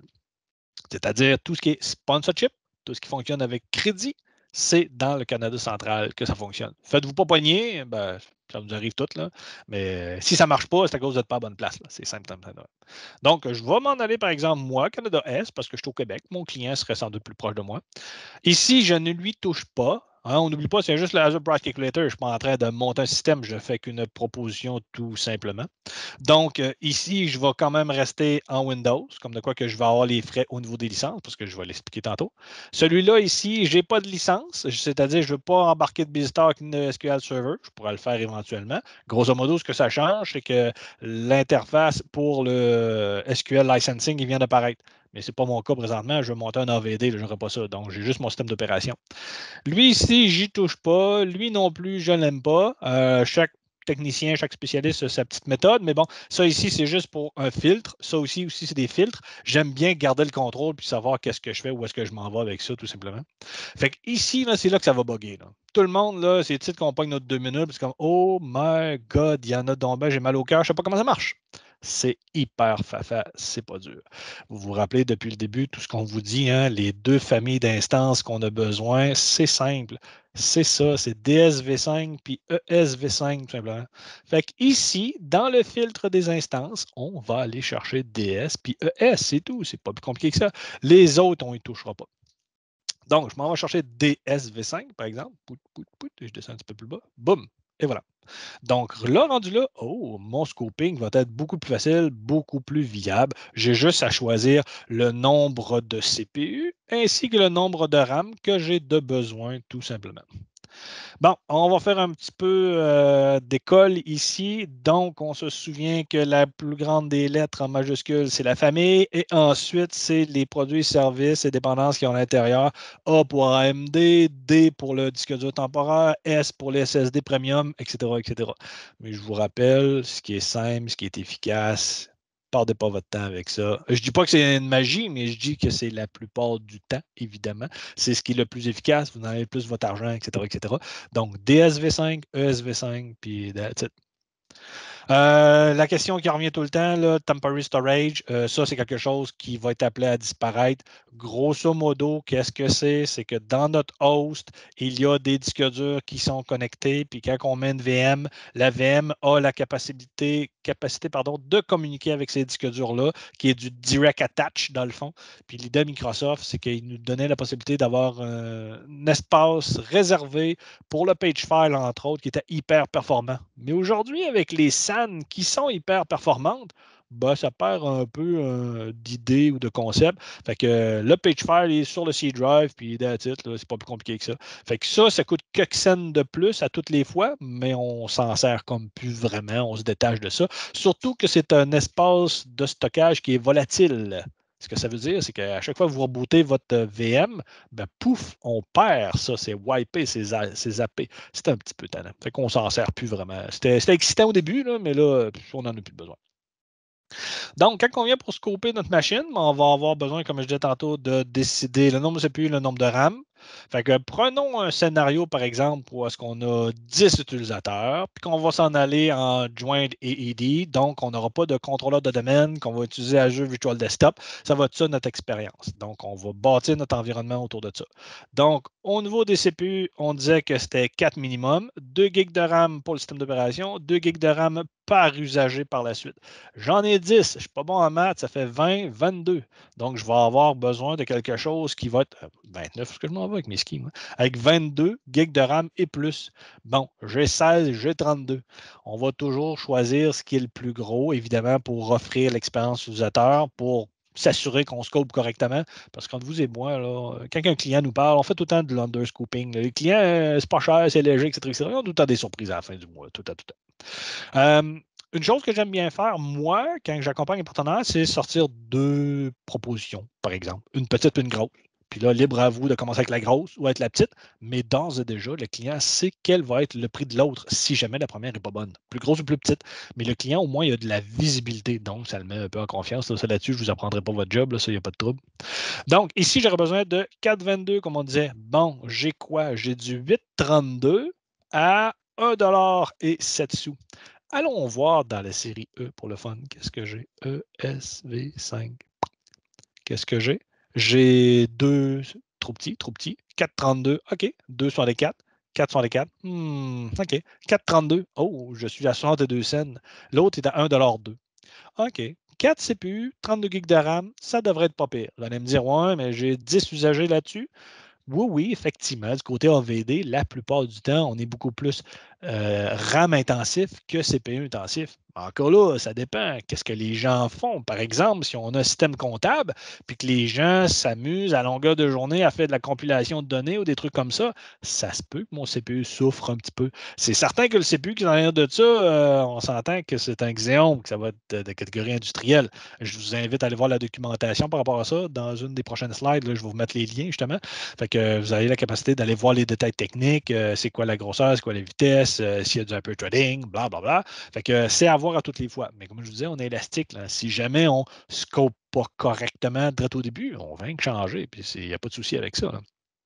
Fait qu'on continue notre petite épicerie. Donc, j'ai une machine virtuelle dans mon cas, parce que je vais brancher mon AVD avec l'Azure Active Directory, qui est gratuit, que je n'ai pas besoin de payer, puisque c'est un service qui est déjà inclus. Donc, 730 heures. C'est ici qu'on va parler du Pay as you go, c'est ça la catch.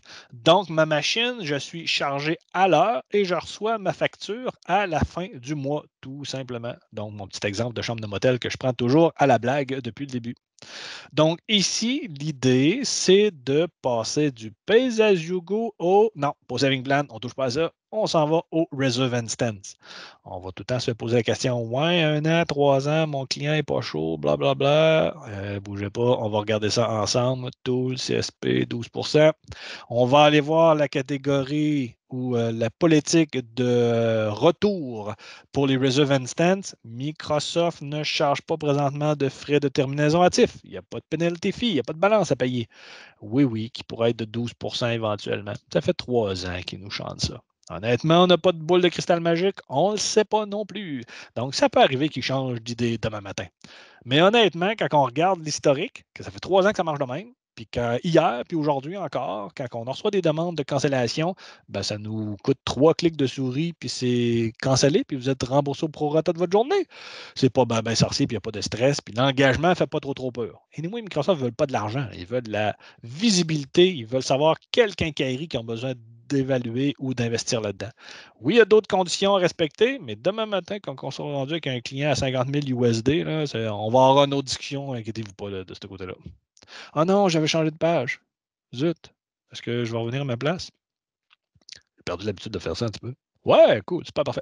Donc, ici, on vous recommande, nous, en tant que distributeur, d'aller avec un Reserve Instance. Évidemment, vous allez voir l'impact du prix qui va être quand même assez drastique quand je m'en vais là, puis je sélectionne.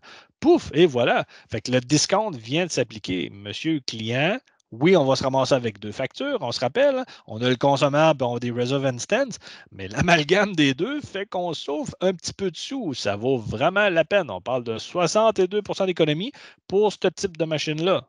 Ben, selon le type de machine, le pourcentage va changer, évidemment, là, ça va de soi. Et voilà. Fait qu'on peut continuer avec ça. Plusieurs me posent la question, est-ce que j'ai un avantage à payer ça upfront? Non, pas vraiment. On continue à payer monthly. N'oubliez pas, hein, ce n'est pas une question financière, c'est une question de visibilité matérielle. C'est ça que Microsoft, ils veulent savoir à l'avance dans quoi, quel type de quincaillerie qu'ils vont investir dans le futur. C'est ça la catch. Donc, on vient de voir qu'on vient de dropper de prix ici. Maintenant, la prochaine partie, c'est là où l'ingénieur qui a pensé à ça chez Microsoft ne serait pas mon ami. Là. Honnêtement, il manque un petit bouton ici qui dirait AVD. Parce que ce qu'on regarde ici, c'est le prix de la licence incluse du Windows. Selon la grosseur qu'on a là présentement, le prix s'ajuste en conséquence de la grosseur de la VM. Mais moi, n'oublie pas, hein, je parle d'AVD, j'ai Business Premium, puis la licence VDA est déjà incluse. Je ne veux pas starter un grand discours, mais ce que je veux, c'est tricher. C'est de dire à Azure, je vais utiliser l'Azure Bit Benefit. C'est pas vrai, là, c'est du Rights Management qui est en dessous. Mais ce que je veux, c'est faire disparaître le prix qu'il y a là. Je m'excuse, là, c'est un peu de tricotage, mais on n'a comme pas le choix, c'est comme ça, c'est désigné. Puis quand on demande à Microsoft, c'est ça qu'ils nous disent de faire en plus. Boum, je fais ça. Ah, là, je commence à devenir intéressant et compétiteur. Là, j'ai un prix qui est alléchant pour le client. J'ai ma VM 4 CPU, 32 GB de RAM, j'ai ma Reserve Instance, j'ai mes licences incluses, je suis en business, je continue. Je vais venir me mettre un disque dur. Bon, ici, je vous fais une histoire courte. C'est pas sorcier. Vous prenez Premium SSD. That's it. Les standards HDD, ben, c'est des disques durs avec des spindles. Là, on est en train de parler d'opération. On n'est pas en train de parler d'entreposage de données ou d'archivage. Le HDD a encore sa place. Exemple, quand vous voulez faire de l'archivage, mais pas sur un AVD. Non, là, ça ne marchera pas. Là. Demain matin, vous vendez un workstation ou un laptop. Allez-vous vendre un ordi avec un HDD ou avec un SSD? Évidemment, la question ne se pose même plus aujourd'hui. Standard SSD, pourquoi on n'y touche pas? Parce que celui-ci a le concept de storage transaction. Quoi, c'est ça? C'est un read ou un write de 128K. Oh, pas là. Ben pour nous autres, là, c'est pas assujetti. Là. Pour les gars qui font du IoT, SQL, Oracle, programmation, etc., eux autres vont être capables de savoir ça, le nombre de transactions qu'ils vont avoir de besoin. Mais nous, là, en AVD, RDP, file server, on n'en a aucune espèce d'idée. Fait que ça, on enlève ça, on ne choisit pas ça, on y va avec standard premium SSD, pardon, pouf, et voilà, le concept a disparu. Le petit nouveau, Premium SSD V2, ben, on n'est pas là aujourd'hui, puis c'est pas ça que ça va nous servir du côté AVD. Le prix, la performance, on n'a pas besoin de ça là, pour l'instant. C'est qu'on se concentre au niveau de Premium SSD. Entre vous et moi, quand on parle de productivité, que ce soit AVD, File Server, File Services, etc., on prend toujours du Premium SSD. C'est pas sorcier. On laisse ça en LRS parce que notre disque dur, il va être local, évidemment. C'est un concept avancé qu'on parlera un petit peu plus tard. Le disque dur, évidemment, c'est 128 minimum en partant du côté AVD. Oui, on a accès à des disques durs plus tard, mais quand ils sont secondaires, on parle du système d'opération. Donc, c'est 128 gigs et plus. Comme on peut voir, des données dans Azure, ça coûte de l'argent. Donc, ici, l'idée, c'est d'être le plus lean possible. OK, un autre concept qui vient d'apparaître, le footprint storage. Tantôt, on parlait de RAM, mais là, on va parler de storage. Quel va être le footprint d'un usager sur le disque dur? Tu sais, tout ce qui va être My Desktop, poubelle, Temporary Internet File, OST, on va en parler. My Document, on va en parler, parce qu'on va avoir le concept de OneDrive qui va apparaître ici. Donc, c'est ça ici qu'il faut estimer. Mais on est en train de parler du côté AVD avec un environnement partagé où est-ce que les gens ont déjà Business Premium, donc ils ont SharePoint, OneDrive et Teams. Donc, ici, il est simple et efficace de prendre ça et d'envoyer ça dans SharePoint, dans OneDrive et dans Teams pour économiser de l'espace. Donc, en théorie, un usager ne devrait pas avoir d'empreinte sur sur un AVD ou un RDP, ou du moins minimaliste. Tout ce qui est OneDrive, profil, rediriger ça, ça ne vaut pas la peine. Ou tout dépendamment des enjeux ou du besoin du client, évidemment, là, ça change un petit peu. C'est toujours du cas par cas. La question qui va avec ça, évidemment, c'est puis-je et dois-je synchroniser mon OST et mon OneDrive? S'il vous plaît, non. En tout cas, pas à mon sens à moi, pas dans mon école de pensée, dans le sens que l'OST d'Outlook vous permet d'avoir accès à votre machine offline. Je veux dire, à la database Outlook, offline. Et vous êtes déjà connecté dans AVD, vous êtes déjà sur les Internets. Si vous manquez d'Internet, vous allez manquer d'Outlook aussi, hein, on s'entend? Fait que l'OST prend moins son sens ici, tout simplement. Oui, oui, vous avez quelques usagers qui vont dire hey, moi, je passe mes journées à faire de la recherche puis toute la patente, il faut que ça soit rapide. Puis, ah, OK, allez-y cas par cas. Mais pas tout le monde. Synchronisez pas l'OST, vous allez payer de l'espace absolument pour rien. OneDrive, c'est la même chose. Dropbox, Box et Name, je les passe toutes. Activez pas le Sync Tool localement. Laissez les usagers y avoir accès over the cloud. N'oubliez pas, vous êtes déjà dans AVD, vous êtes déjà sur Internet, vous êtes déjà chez Microsoft. Imaginez la vitesse entre AVD et OneDrive et SharePoint. C'est ultra rapide. Les usagers n'y niaiseront pas, inquiétez-vous pas de ce côté-là. Ça fait que synchronisez pas avec l'ActiveSync, pas avec l'ActiveSync, avec l'ODSync, s'il vous plaît. Vous allez payer absolument pour rien. Et imaginez la journée qu'on a 10 usagers et que les 10 décident de synchroniser le OneDrive. Je vous laisse imaginer qu'est-ce qui va se passer avec la carte réseau. Elle va choquer. Elle va résister, mais il va y avoir du monde à la messe, là, ça va passer dans le tube. Là. Fait que l'expérience utilisateur pourrait être amoindrie. Fait que faites juste attention, c'est des stratégies, c'est des conseils qu'on vous donne, vous en faites bien ce que vous voulez, mais stratégiquement parlant, là, c'est évident.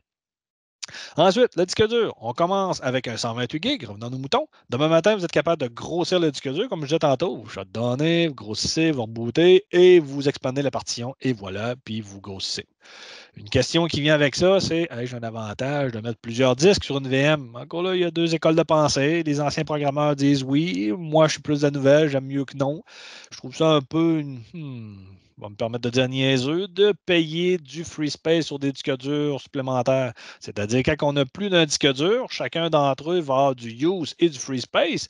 Mais n'oubliez pas, hein, c'est du tick provisioning, c'est que je paye pour mon espace libre sur d'autres drives. J'aime beaucoup plus grossir mon C drive et devenir importer ou déplacer mes données et gérer un seul espace de free space. Ça, c'est mon avis, évidemment, à moi. Demain matin, vous passez sur une technologie différente, c'est-à-dire vous allez aller sur un tiers qui va être HDD. Ah, OK, là, ça a de l'allure. Si vous voulez avoir une machine avec l'entreposage de données et de l'archivage, là, je suis d'accord. Sinon, je trouve que ça perd un peu du sens. On n'est plus là avec les anciennes configurations SCSI, les backplanes, les pipes et tout. On n'est plus là, on n'a plus accès à ça. C'est tout Microsoft qui s'occupe de ça en arrière-plan. Fait que revenons à nos moutons. Donc, un disque dur 228 GB, je grossis au fur et à mesure que j'en ai de besoin. Faites-vous pas avoir hein, comme tout le monde. Hein. N'oubliez pas de mettre un disque dur parce que sinon le prix n'est pas ajusté. On se fait tout avoir avec ça. Boum, je me mets un disque. Je ne parle pas de snapshot parce que je vais parler de backup tantôt, mais oui, oui, vous avez la possibilité de faire des snapshots de votre machine. C'est sûr que c'est une super de bonne idée. Demain matin, vous faites une mise à niveau, un correctif, vous faites une modification de système d'opération, système comptable, faites un snapshot, faites votre mise à jour, demandez, testez, c'est bon, on délite le snapshot après. Comme on fait sur VMware Hyper-V, même affaire. Le bandwidth, on revient à notre discussion de départ. On a le droit à 100 gigs par mois de outbound. C'est déjà inclus dans le forfait. Donc, on scène le gig supplémentaire. Je le laisse là juste pour avoir une visibilité dessus à la fin, tout simplement. Et voilà, j'ai ma petite VM qui est un 4 CPU, 32 GB de RAM, une Reserve Instance. J'ai activé le Azure Bit Benefit pour faker le VDA à partir d'un VDA avec Business Premium. Et j'ai mon disque dur pour 130 par mois. Si c'est pas assez en grossi, c'est trop petit en rapetisse, n'oubliez pas, on est élastique. Du côté backup maintenant. On s'en va ici. Canada Central. Canada S, boum, je backup une VM. Oui, oui, je peux backuper d'autres choses, mais là, je vais me concentrer sur une VM aujourd'hui. J'en ai une. Mon disque dur est 128. N'oubliez pas que le storage, Je le dis, je reprends. N'oubliez pas que le backup de Azure, c'est du storage, c'est de l'entreposage de données. Donc, jour 1, j'ai mon disque dur 228, mais il va être, j'espère, plein à moitié, par exemple. C'est pas de dépasser 80% d'utilisation, c'est les mêmes règles d'usage qu'on voit n'importe où du côté Microsoft. Mais cette donnée-là qui va être backupée va être compressée. Fait que je ne payerai pas 128 gigs d'entreposage jour 1, hein, je vais en payer moins. Jour 2, jour 3, jour 4, jour 5, je vais avoir mes data churn jusqu'à temps que j'aie ma politique de rétention.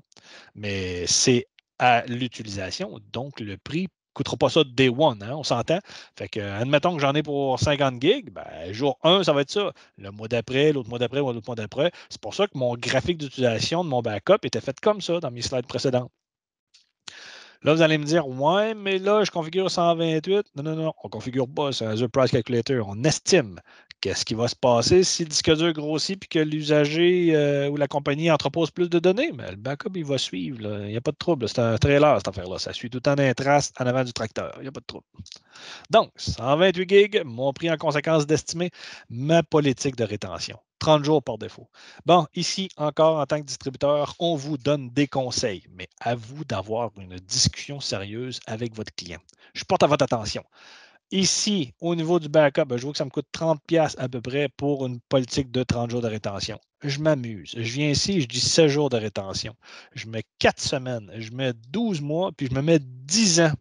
Alors, regardez mon prix de quoi qu'il y a de l'air. C'est quand même assez intéressant.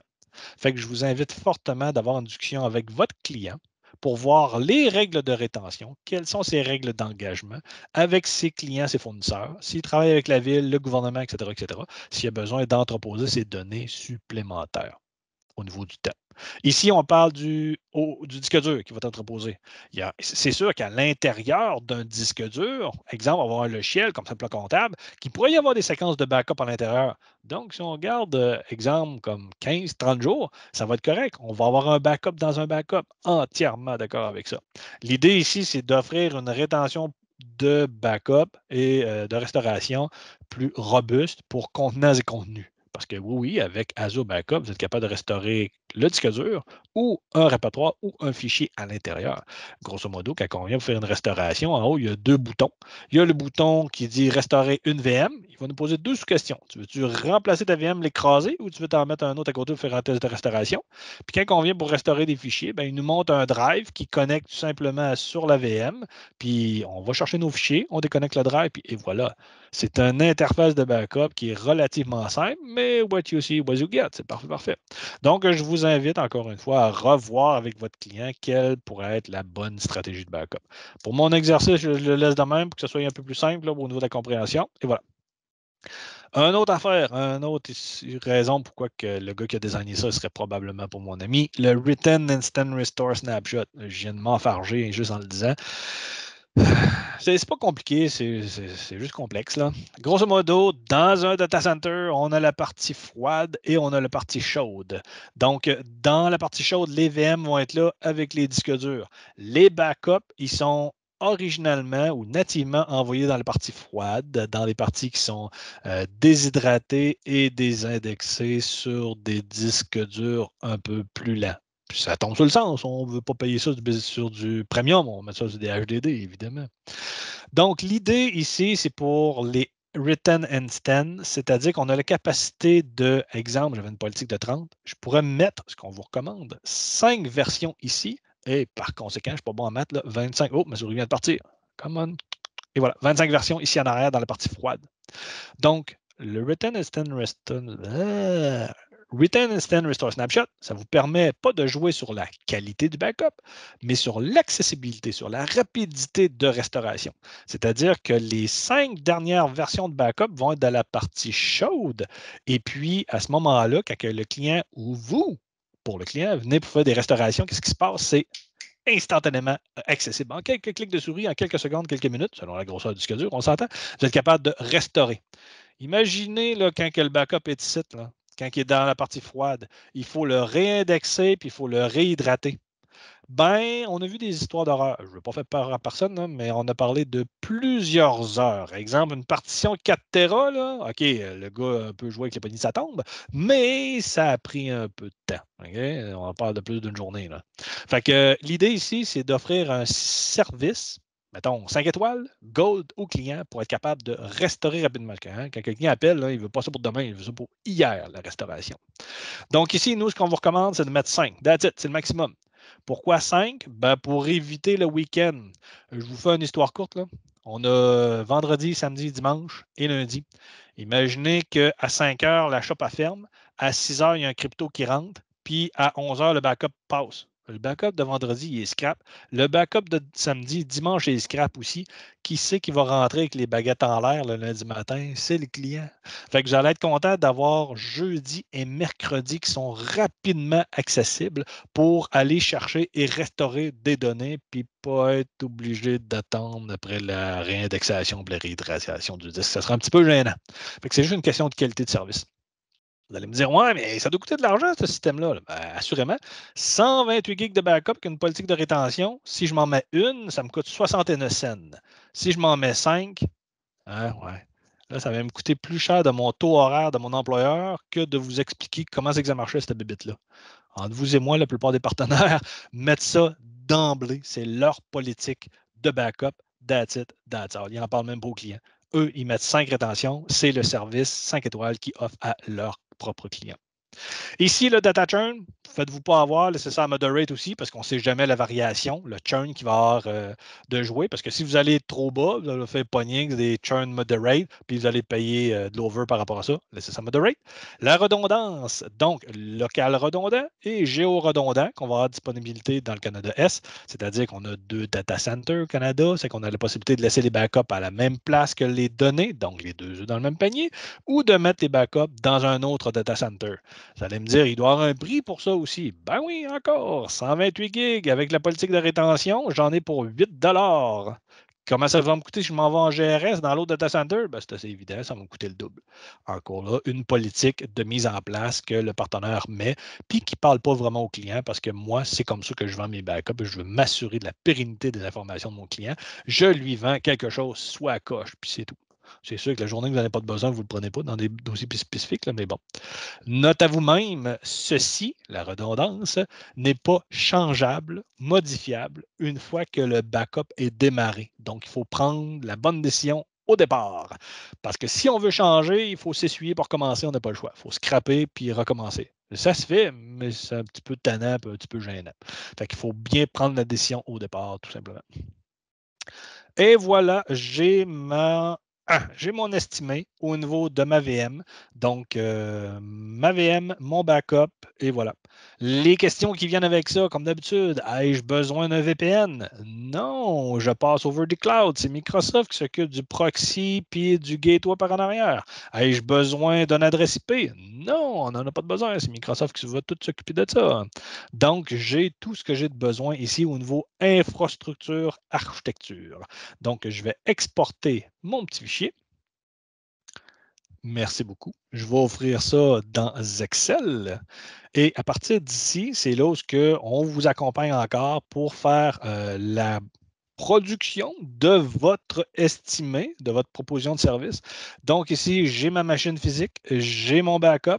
Ici, qu'est-ce qui me manquerait? Business Premium, probablement, pour mes licences. J'aurais probablement besoin de backup AvePoint, par exemple, parce qu'on sait tous, hein, du côté Office 365, Microsoft n'offre pas nativement de système de backup. On parle que des règles de rétention. Donc, il est ultra important d'avoir un système de backup au niveau AvePoint. Le forfait à 3,95 et à 5,95. Si jamais on a besoin de services supplémentaires, on parlait, par exemple, de backup d'Acronis, parce qu'on ne voudrait pas celui de Azure, ce serait une possibilité. Si on voudrait parler de backup en ligne, par exemple, on fait juste rajouter ça au fur et à mesure, tout simplement. C'est qu'on bâtit le petit fichier Excel qui pourrait vous servir de template dans votre système à vous pour faire l'estimé d'utilisation. Puis après ça, ben, je vous laisse vous amuser avec ça, tout simplement. On a le prix de la mensualité. Si jamais on avait, par exemple, des Hazard Benefits qu'on veut rejeter avec des RDS, des CAL, des trucs comme ça, ben, ça va être des prix qui vont être upfront. On va le mettre manuellement. Ce n'est pas connecté encore parce que c'est à partir de notre carte à nous. Fait que, et voilà, c'est simple comme ça de faire un estimé d'utilisation d'Azure. Comme vous voyez, c'est pas compliqué, c'est juste un petit peu complexe, mais une fois qu'on le sait et qu'on a vu comment c'est que ça marche, L'affaire est ketchup. C'est tout le temps la même affaire, puis c'est pas compliqué. Entre vous et moi, vous êtes capable de vous loguer, puis sauvegarder vos configs, et super intéressant de les partager pour ceux qui ont déjà participé à l'expérience avec moi. J'envoie toujours le lien avec mon fichier template. Vous êtes capable de continuer où est-ce que vous êtes rendu et de continuer à bousiller, modifier, adapter votre réalité avec le client, tout simplement. Fait qu'au niveau d'Azure Price Calculator, ta grosse bébite-là, ben, c'est ça, c'est simple de même. Il n'y a pas plus de compliqué. Et voilà, je vais tenter de revenir à ma présentation PowerPoint. J'espère que je ne vais pas tout péter. On arrête ça ici. Ben oui, je l'ai fait, évidemment, comme un champion. Je reviens ici. Je retourne là. Je vais aller rechercher ma présentation. Tudou, tudou, tudou. Veuillez patienter. Votre appel est super important pour nous, etc., etc. Présentation en français numéro 2. Et voilà. Tudou, tudou, tudou. Ouais. OK, donc, oui, je veux résumer à partir de la slide size. On va être capable. Cool, super, parfait. Hey, ça marche bien, ces petites bébites-là. Hein? Vive Microsoft. Donc, on continue. 11h30, on est dans le target pas mal. Donc, Azure Price Calculator. Donc, on a vu qu'est-ce que ça mange en hiver, comment c'est que ça fonctionne. On a vu la démo. Parfait. Donc, revenons à la partie PowerPoint. Les prochaines slides vont parler des outils qu'on va regarder ensemble, donc au niveau de la vente et ainsi que le TCO Calculator. Donc, j'ai mis ici les articles, comme je disais tantôt, au niveau de la vente et au niveau de la technique. Donc, libre à vous d'aller voir le sizing des machines. Si vous avez des clients qui sont un peu plus curieux de la technologie, comment que d'hyperthreading, blablabla, la différence avec les AMD. C'est full passionnant. Là. Il y a des pages et des pages là, à se noyer de ce côté-là. C'est que je vous laisse vous amuser à aller regarder ça. Sinon, du côté Total Cost of Ownership, le TCO Calculator, honnêtement, je l'ai déjà fait une fois. C'est cool, c'est le fun, mais je ne le referai pas. C'est un très gros exercice qu'on peut faire quand on a un très gros client. Mettons qu'on va avoir des justifications, qu'on va aller chercher notre budget et toute la patente. Mais sinon, aujourd'hui, dans la PME, c'est simple à calculer. Là. On le sait bien que ça coûte de l'argent on-prem. On le sait bien qu'il faut payer pour l'infrastructure, l'air climatisé, le chauffage, l'accès sécurité, les caméras, etc., etc. On enlève tout ça, puis tout ce qu'on fait, c'est qu'on pays as you go de ce qu'on a de besoin et on met des options de facturation avec le Azure Bit Benefit et les Reserve Instant. Donc, c'est pas compliqué d'expliquer aux clients, comme de quoi que justement, on va payer pour ce qu'on a de besoin. Puis la flexibilité qu'on va gagner, on est là, on est compétitif, ça vaut vraiment la peine. Bref, je vous mets les liens, ils sont là, amusez-vous, allez voir ça plus tard à tête reposée. Prochain, le advisor est votre ami. Je le dis à la blague, mais sérieux. Là. Le advisor devrait être la page de démarrage dans votre portail Azure. L'advisor, c'est comme un peu le pharmacien informatique de votre souscription Azure. Il est là pour vous donner des conseils et recommandations. Un peu comme chez Jean Coutu. Là. Je disais tantôt, ça devrait être votre ami. Là. Plus précisément, ici, là, je veux identifier des orphelins, là, c'est sûr et certain, là, mais grosso modo, là, dans l'advisor, là, la fenêtre a changé, je pense, il y a quelques semaines en plus. Je n'ai pas eu le temps de mettre à jour mon screenshot. Là. Mais grosso modo, vous avez des advisories au niveau du cost, sécurité, reliability, etc. etc. Là. Mais là, je vais m'intéresser au niveau du cost. Là. Ici, on va souvent avoir des recommandations au niveau des saving plans. Je dis pas non, mais faites attention, hein, évidemment, les règles d'engagement sont différentes. On a couvert ça à notre première présentation. On en a des parts qui sont là-dessus, qui sont confortables, qui sont en aller, mais c'est ça, c'est un contrat canné. Il n'y a pas de politique de cancellation là-dessus, c'est clair. On va avoir aussi des recommandations au niveau des Reserve Instance. Super important d'aller voir et d'aller les suivre. On clique là-dessus, next, puis tout ça fait tout seul. Mais là, ce que je vais m'en aller aujourd'hui au niveau des économies oubliées, c'est au niveau des orphelins. Avant, là, OK, c'est plus tout à fait de même, mais j'en vois encore, malheureusement. Avant, on avait notre VM, les dépendances qu'elle allait avec. Quand on venait pour déliter la VM, on n'avait pas de question qui nous demandait veux-tu déliter les dépendances, disque dur, carte réseau, adresse IP. Fait qu'on se ramassait avec des orphelins ici. Tout le monde le sait, hein, c'était avec des scènes qu'on fait des piastres. Là. Ben, à la fin du mois, là, c'était 10, 15, 20 piastres. Puis à la fin de l'année, ben, c'était 100, 200 piastres de perdu, garoché par la fenêtre, carrément. Fait que allez voir dans l'advisor une fois de temps en temps. Ça ne vous coûtera pas grand-chose. C'est un clic de souris. C'est 3 secondes. C'est fait, c'est fini. Puis les clients aiment tout le temps ça pour dire hey, j'ai trouvé une façon de t'économiser de l'argent. On fait attention pour qui, comment que ça a été fait, là, mais bon, l'idée ici, c'est de payer pas pour dire, puis de l'argent, tout le monde veut ça dans son portefeuille, là, pas gager ça par les fenêtres. Qu'est-ce qu'on a d'autre par la suite? Les métriques. Oui, effectivement, dans le review ou la section métriques, on a accès à une foule d'informations pour savoir comment se comporte la VM, si on a besoin d'apporter des correctifs à sa performance. On est capable d'aller chercher des informations déjà intégrées dans dans les métriques. On est capable de payer un peu plus cher au niveau des insights si on voit quelque chose de plus. Mais de base, honnêtement, ça a vraiment du bon sens. On voit au niveau de la capacité du disque dur, on voit au niveau de son accès, on va voir si on a des enjeux de performance, on va voir si la VM est bien utilisée, s'il y a du nap time par exemple, ou si on voit que le CPU est à côté à 80% et plus, ben, monsieur le client, on va scaler up un petit peu, hein, on va prendre quelque chose d'un peu plus gros, un peu plus performant, puis on va l'essayer, vous nous direz de quoi que ça a l'air. Il y a toujours moyen de regarder, voir justement si on a scopé comme il faut, si notre speed dating était fait correctement et de s'assurer que le client paye le juste prix, tout simplement. Le Microsoft Cost Management Tool, un outil que moi, je me sers de façon quotidienne, c'est-à-dire que j'accompagne les parts pour décortiquer, justifier les coûts dans les souscriptions Azure. Avec cet outil-là, là, il est facile de faire ressortir une information qui justifie un dépassement de coût ou un imprévu. On est capable de filtrer par ressource ou appliquer différentes vues justement modulaires, soit granulaires ou soit par jour, etc., pour voir qui dépasse. Là. Le clou qui ressort tout le temps, c'est sur celui qu'on tape, là, mais on est capable de faire sortir ça ici. Quand on va voir justement que des reserve instances sont mal appliqués, je vais en parler tantôt au niveau des alertes, on va voir le prix assez vite, il va y avoir une grosse coche dans l'escalier. Là. Ça va être assez simple. Et évidemment, petite note, ceci est sur demande, évidemment, par customer, à ne pas oublier à mettre dans votre procédure de déploiement de façon automatique.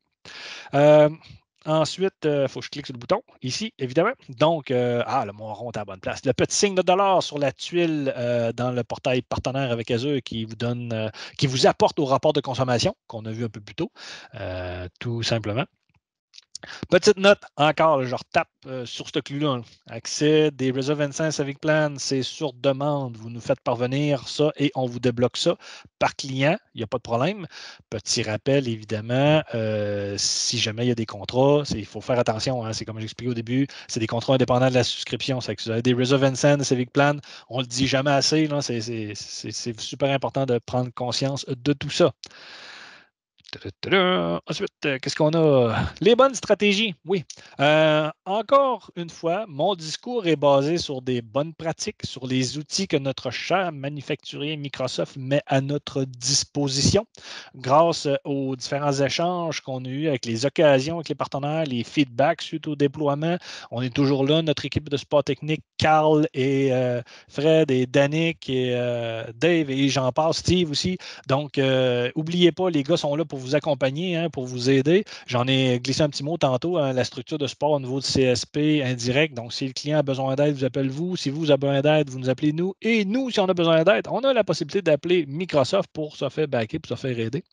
Donc, ici, des bonnes stratégies. Je ne veux pas trop m'étendre sur le sujet, mais oui, évidemment, Microsoft, on continue à développer Azure, ils continuent toujours. Et aujourd'hui, on a des beaux trucs qu'on est capable de mettre en place, dont l'alerte d'utilisation des réservations. J'ai fait un petit clin d'œil tantôt. Ça arrive des fois que des partenaires ou des clients changent d'instance, mais oublie d'aller changer la Reserve Instance qui va avec. Fait que si on change de famille, par exemple, on passe de D à E ou autre, ben la Reserve Instance, papa égale plus à maman, c'est que ça ne fit plus. Là. Fait que là, à ce moment-là, il faut s'assurer d'aller changer ça. Sinon, ben, il va y avoir une petite coche, un petit escalier au niveau de la facturation. Donc, ici, ce qu'on veut vous expliquer, c'est qu'on a la possibilité de configurer des alertes d'utilisation des Reserve Instance. Fait que je vous mets le lien, vous êtes capable d'aller vérifier ça.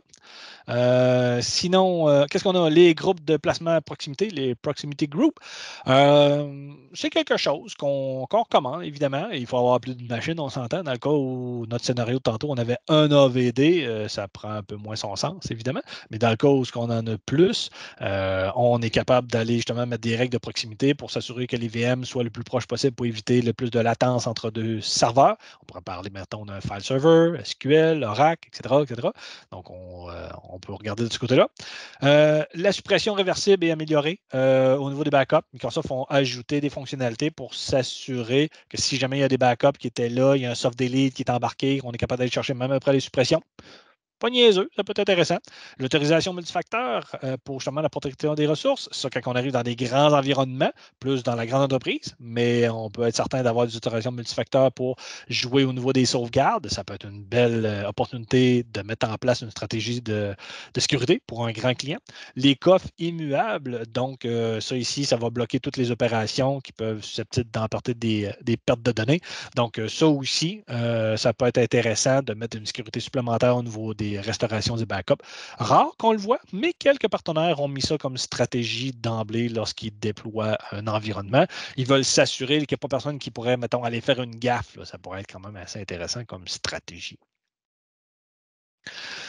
Le matériel marketing, marketing, pour ne pas répéter l'autre. Donc, chez TechCloud, on a les blogs. Majda et le reste de l'équipe font un très bon travail de ce côté-là. Une fois de temps en temps, on va avoir des blogs. On en a un dernier, justement, qui a été sorti il y a quelques temps au niveau d'AVD. Fait que je vous invite à cliquer sur le lien d'aller voir la documentation par rapport à ça. Sinon, on a de la documentation aussi à travers ITCloud dans les produits et services qui disent grosso modo qu'est-ce que ça mange en hiver Azure chez ITCloud. Un peu un recap de ce que j'ai fait au départ. Le portail partenaire, évidemment, vous avez des items de marketing, téléchargement, publicité, les Velox, Laura, Jeff et son équipe, ils sont tous là justement pour vous accompagner, pour personnaliser les annonces, les publicités, les bas de page. Donc, je vous invite encore une fois à communiquer avec eux autres. Le groupe de succès partenaire est là pour vous accompagner. Comme je disais au départ, moi, ma fonction, c'est de vous accompagner au travers de la technologie pour faire l'acquisition de nouveaux clients. Ben, l'équipe partenaire, eux aussi, pour le succès, ils sont là, évidemment. Du côté Microsoft, maintenant, on a des webinaires qui sont disponibles sur les différents portails, de la documentation, évidemment, spécifiquement par AVD, qui vont vous donner des stratégies, des conseils. C'est un peu plus à grande échelle, certes, mais quand même, c'est là, on est capable d'aller chercher des bonnes informations de ce côté-là. Matériel de formation maintenant chez IT Cloud. Et évidemment, on va faire un petit peu de promotion. On va parler de IT Cloud Academy. Donc, je vous invite fortement à aller voir la nouvelle plateforme qu'on a avec Silbert. Donc, on a différentes formations qui sont et qui vont devenir disponibles. Donc, je vous invite à parler avec Steve Noël, le directeur de cette plateforme-là, qui va se faire un plaisir de vous donner les indications et les possibilités. Du côté des webinaires, évidemment, dans votre portail partenaire, vous avez accès à votre onglet webinaire. Vous êtes capable de voir les anciennes présentations qui ont été faites. Il y a une petite transition. Là, je vous fais la moitié d'un scoop, la prochaine slide. Et voilà. Donc, nous sommes maintenant rendus sur YouTube. Fait que oui, effectivement, pour ceux et celles qui n'ont pas eu la chance d'assister à la première rencontre de l'atelier de Programme Azure Excellence, l'enregistrement est disponible. Vous allez le voir ici dans la chaîne YouTube. Je vous mets le lien est là. Et puis, Sylvain a mis ça dans le chat. Donc, oui, effectivement, on est rendu en 2024. Il ne faut pas que je me trompe, on est rendu sur YouTube. Donc, tout ce qui était dans la section webinaire, les gars sont en train de travailler là, pour migrer ça. Là, fait que vous allez voir ça dans les semaines à venir. Donc, je vous conseille d'aller voir justement la première présentation si vous n'avez pas eu l'occasion d'y assister. On a justement fait Azure Programme Excellence en deux parties, deux bouchées. Les deux sont indépendantes. Je fais souvent des références, mais vous pouvez l'écouter dans l'ordre ou le désordre. Ça, il n'y a pas de souci de ce côté-là. Ensuite, un peu de cross-sale. On va faire de la vente complémentaire avec Steve encore. IT Cloud Academy, donc notre prochain rendez-vous. Commencez du bon pied avec Azure, AZ900. Carl et moi, on va être à Montréal. On va donner une formation de AZ900. Donc, je vous mets le lien ici. Vous êtes capable d'aller vous inscrire tout de suite. Je vous laisse voir avec Steve les modalités, mais grosso modo, on voit justement pour les membres que c'est déjà inclus. Pour les non-membres, c'est 195 $. Donc, je vous invite à aller cliquer, aller chercher de l'information et à vous présenter. On va se faire un fun noir rendu à Montréal. Ensuite, qu'est-ce qu'on a? La nouvelle offre, petit clin d'œil au niveau des Cloud Udemy avec Udemy, évidemment. Donc, on a 50 cours, certifications comme TIA, Microsoft, etc., etc. Donc, des examens, des laboratoires et tout plein du côté Udemy avec la nouvelle association. Je fais aussi un petit clin d'œil à notre agenda. Ma prochaine présentation, le 9 mai, sécuriser une machine virtuelle dans Azure. Donc, ça va être notre prochain rendez-vous de façon virtuelle. On va faire une petite présentation de ce côté-là. Matériel de formation et certification maintenant. Du côté Microsoft, évidemment, on a le Learn. On est capable d'acquérir une quantité industrielle de formation et de connaissances de ce côté-là. Les anciens Docs, donc, qui est devenu le Learn du côté Microsoft. Donc, c'est toujours une référence. Nous, on passe nos journées là-dedans, évidemment. Du côté training, on a, entre autres, une formation directement axée sur Azure Virtual Desktop qui est mis à jour une fois de temps en temps. Honnêtement, même moi, j'y vais, mais une fois de temps en temps, il y a des nouveaux modules que je passe au travers. Au niveau des examens et des certifications AZ104 et AZ140, évidemment, si vous en avez besoin, quand vous êtes membre du MPN, on va en parler tantôt, si vous avez besoin d'accréditation de ce côté-là, ben, c'est des formations super intéressantes. Oui, oui, le AZ104, c'est une coche, mais ça se fait, il n'y a pas de trouble et on en apprend énormément à travers cette plateforme-là. Environnement démo. Ah, ben, la fameuse question. Malheureusement, non. Microsoft n'offre pas aux revendeurs indirects, c'est-à-dire des revendeurs comme vous, qui passent à travers un distributeur comme nous, des environnements de pratique sandbox ou démo, malheureusement. Par contre, il est possible, du côté Azure Virtual Desktop, d'aller vous chercher un public trial, c'est-à-dire qu'avec une carte de crédit, un compte courriel et un numéro de cellulaire, de préférence pour les MFA, vous êtes capable de chercher une souscription de 200 US pour 30 jours. Fait qu'entre vous et moi, si vous avez une preuve de concept à faire au client pour AVD, pour que ce soit d'autres, c'est suffisant. Il n'y a pas de problème. 200 de crédit US pour 30 jours, vous êtes capable de vous virer de bord. Il n'y a pas de problème de ce côté-là. Sinon, ben, il y a les souscriptions MPN selon votre niveau de partenariat. Donc, c'est des bénéfices Azure. Vous avez le droit, selon votre niveau de partenariat, je ne veux pas trop dire niaiserie, je pense que c'est 100 US par mois et plus, selon la couleur que vous avez. Donc, encore là, c'est une belle opportunité que vous pouvez avoir votre propre environnement de concept à vous, tout simplement, ou des tests, ou des POC, ou peu importe. Je fais un petit clin d'œil du côté Windows 365. Évidemment, du côté CDX, on est capable d'avoir un tonneau de 80 jours pour faire des tests de ce côté-là. Je vous invite à aller voir notre département de succès partenaire. Ils vont vous accompagner dans cette direction-là et encore les bénéfices du côté Azure avec votre programme MPN avec Magida si jamais c'est quelque chose qui vous intéresse. Je fais un petit crochet justement en parallèle avec les ristournes qui sont offerts chez IT Cloud. Je vous rappelle que le programme MPN de Microsoft, donc selon votre engagement précédent ou actuel, parce qu'on sait que ça a changé il n'y a pas longtemps, donc on parle de compétences ou de désignation, il est possible pour vous comme partenaire d'aller récupérer un certain pourcentage, comme on peut voir le tableau à droite, là, 4, 10 et 15 de ristournes selon les niveaux que vous avez engagés. Pour plus d'informations, ben, c'est pas sorcier, je vous invite à communiquer avec notre directrice au succès des partenaires Magida. Je vous mets l'adresse courriel. Sylvain vient de nous paster ça dans le chat. Fait que n'importe quand, sentez-vous bien à l'aise de communiquer avec elle. Bon, et voilà, ça conclut pas mal la patente. Je vous mets ici le code QR, le lien pour la troisième rencontre, parce que oui, effectivement, le programme Azure Excellence se divise en trois. Donc, je vous invite tout de suite à aller réserver, si le cœur vous en dit, une plage horaire de 90 minutes. On va regarder ça ensemble. Là, ça va être des rendez-vous one-to-one. Je vais prendre le temps de vous expliquer. On va faire un récap. On va répondre à toutes vos questions. Et lorsque je vais vous lâcher, vous allez avoir votre souscription Azure avec votre VM AVD qui est monté à l'intérieur.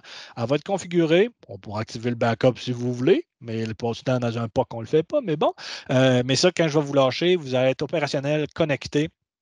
Et à la fin, je vais vous remettre un one-pager qu'on a construit avec le département de support pour vous donner un guideline pour monter AVD avec ça, des grandes lignes. Je ne dis pas comment précisément dans le détail, mais je dis quoi?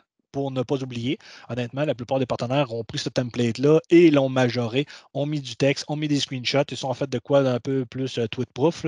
Fait que ça vaut la peine justement de partir à partir de là si vous n'avez pas de procédure. Si vous en avez une, regardez-la, majorez-la, puis that's it. Après ça, ça vous appartient, il n'y a pas de trouble. C'est juste un petit white paper qu'on a fait pour vous donner un bon coup de main.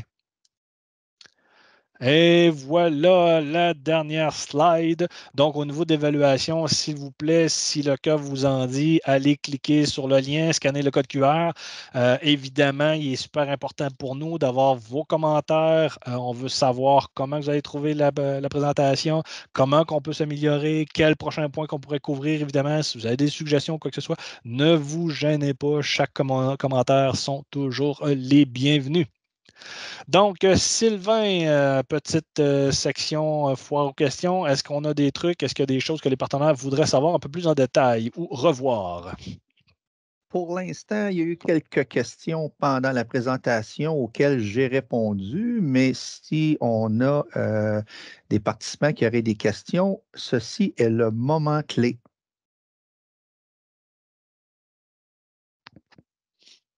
Donc, si on va voir de ce côté-ci. Il y en aurait deux dans le QNR. Ah, OK. Je te laisse aller voir. Oui, en effet, en effet. Première question, avez-vous un guide best practice pour AVD, genre mettre les redirections pour les profils des utilisateurs, pas d'OST, etc. On en a un petit peu parlé, là, mais Ouais. Sébastien, si tu Ouais. voudrais combler. Oui, bonne question. J'imagine que c'est Jean-Marc qui a posé cette question-là. Et non, évidemment, j'en ai parlé tantôt. En tant que distributeur, on fait un petit peu attention, évidemment, aux positions. Tu sais, nous, on émet des recommandations parce que c'est toujours du cas par cas. Mais dans le one-pager, justement, les redirections des drives, la redirection des OST, puis de la synchronisation, j'en parle. Fait que non, c'est comme on n'a pas pris le temps de faire un document complet par rapport à ça, parce qu'il y a tellement de trucs disponibles aussi sur les internets. Fait que non, c'est les deux seules grandes lignes qu'on se permet, là. Mais c'est sûr qu'au fur et à mesure, on prend ce genre de commentaires-là, puis ça se pourrait qu'on aille un petit peu plus loin, évidemment. Fait que, mais de là, à le mettre ça sur un papier noir sur blanc en tant que distributeur, on va mijoter l'idée. Je dis pas non, c'est à voir. La deuxième question.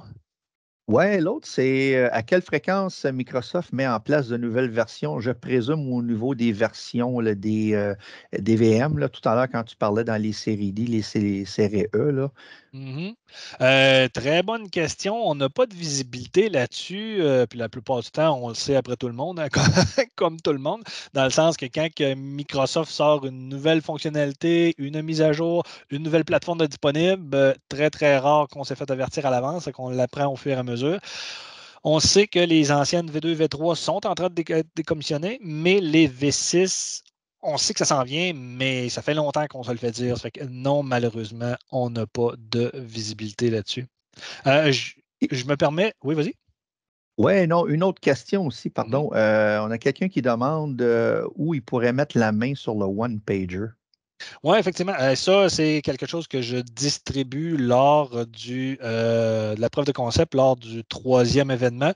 Mais écoute, Pierre-Marc, si tu veux que je te l'enlève, je te l'envoie, pardon, envoie-moi un courriel directement, je te ferai un reply d'ici la fin de la journée, puis je te l'enverrai. Comme ça, tu pourras, en primeur, pouvoir la consulter tout simplement. Je vous mets mon courriel dans le chat, sans faute de frappe, si possible. Ça ressemble à ça, et voilà.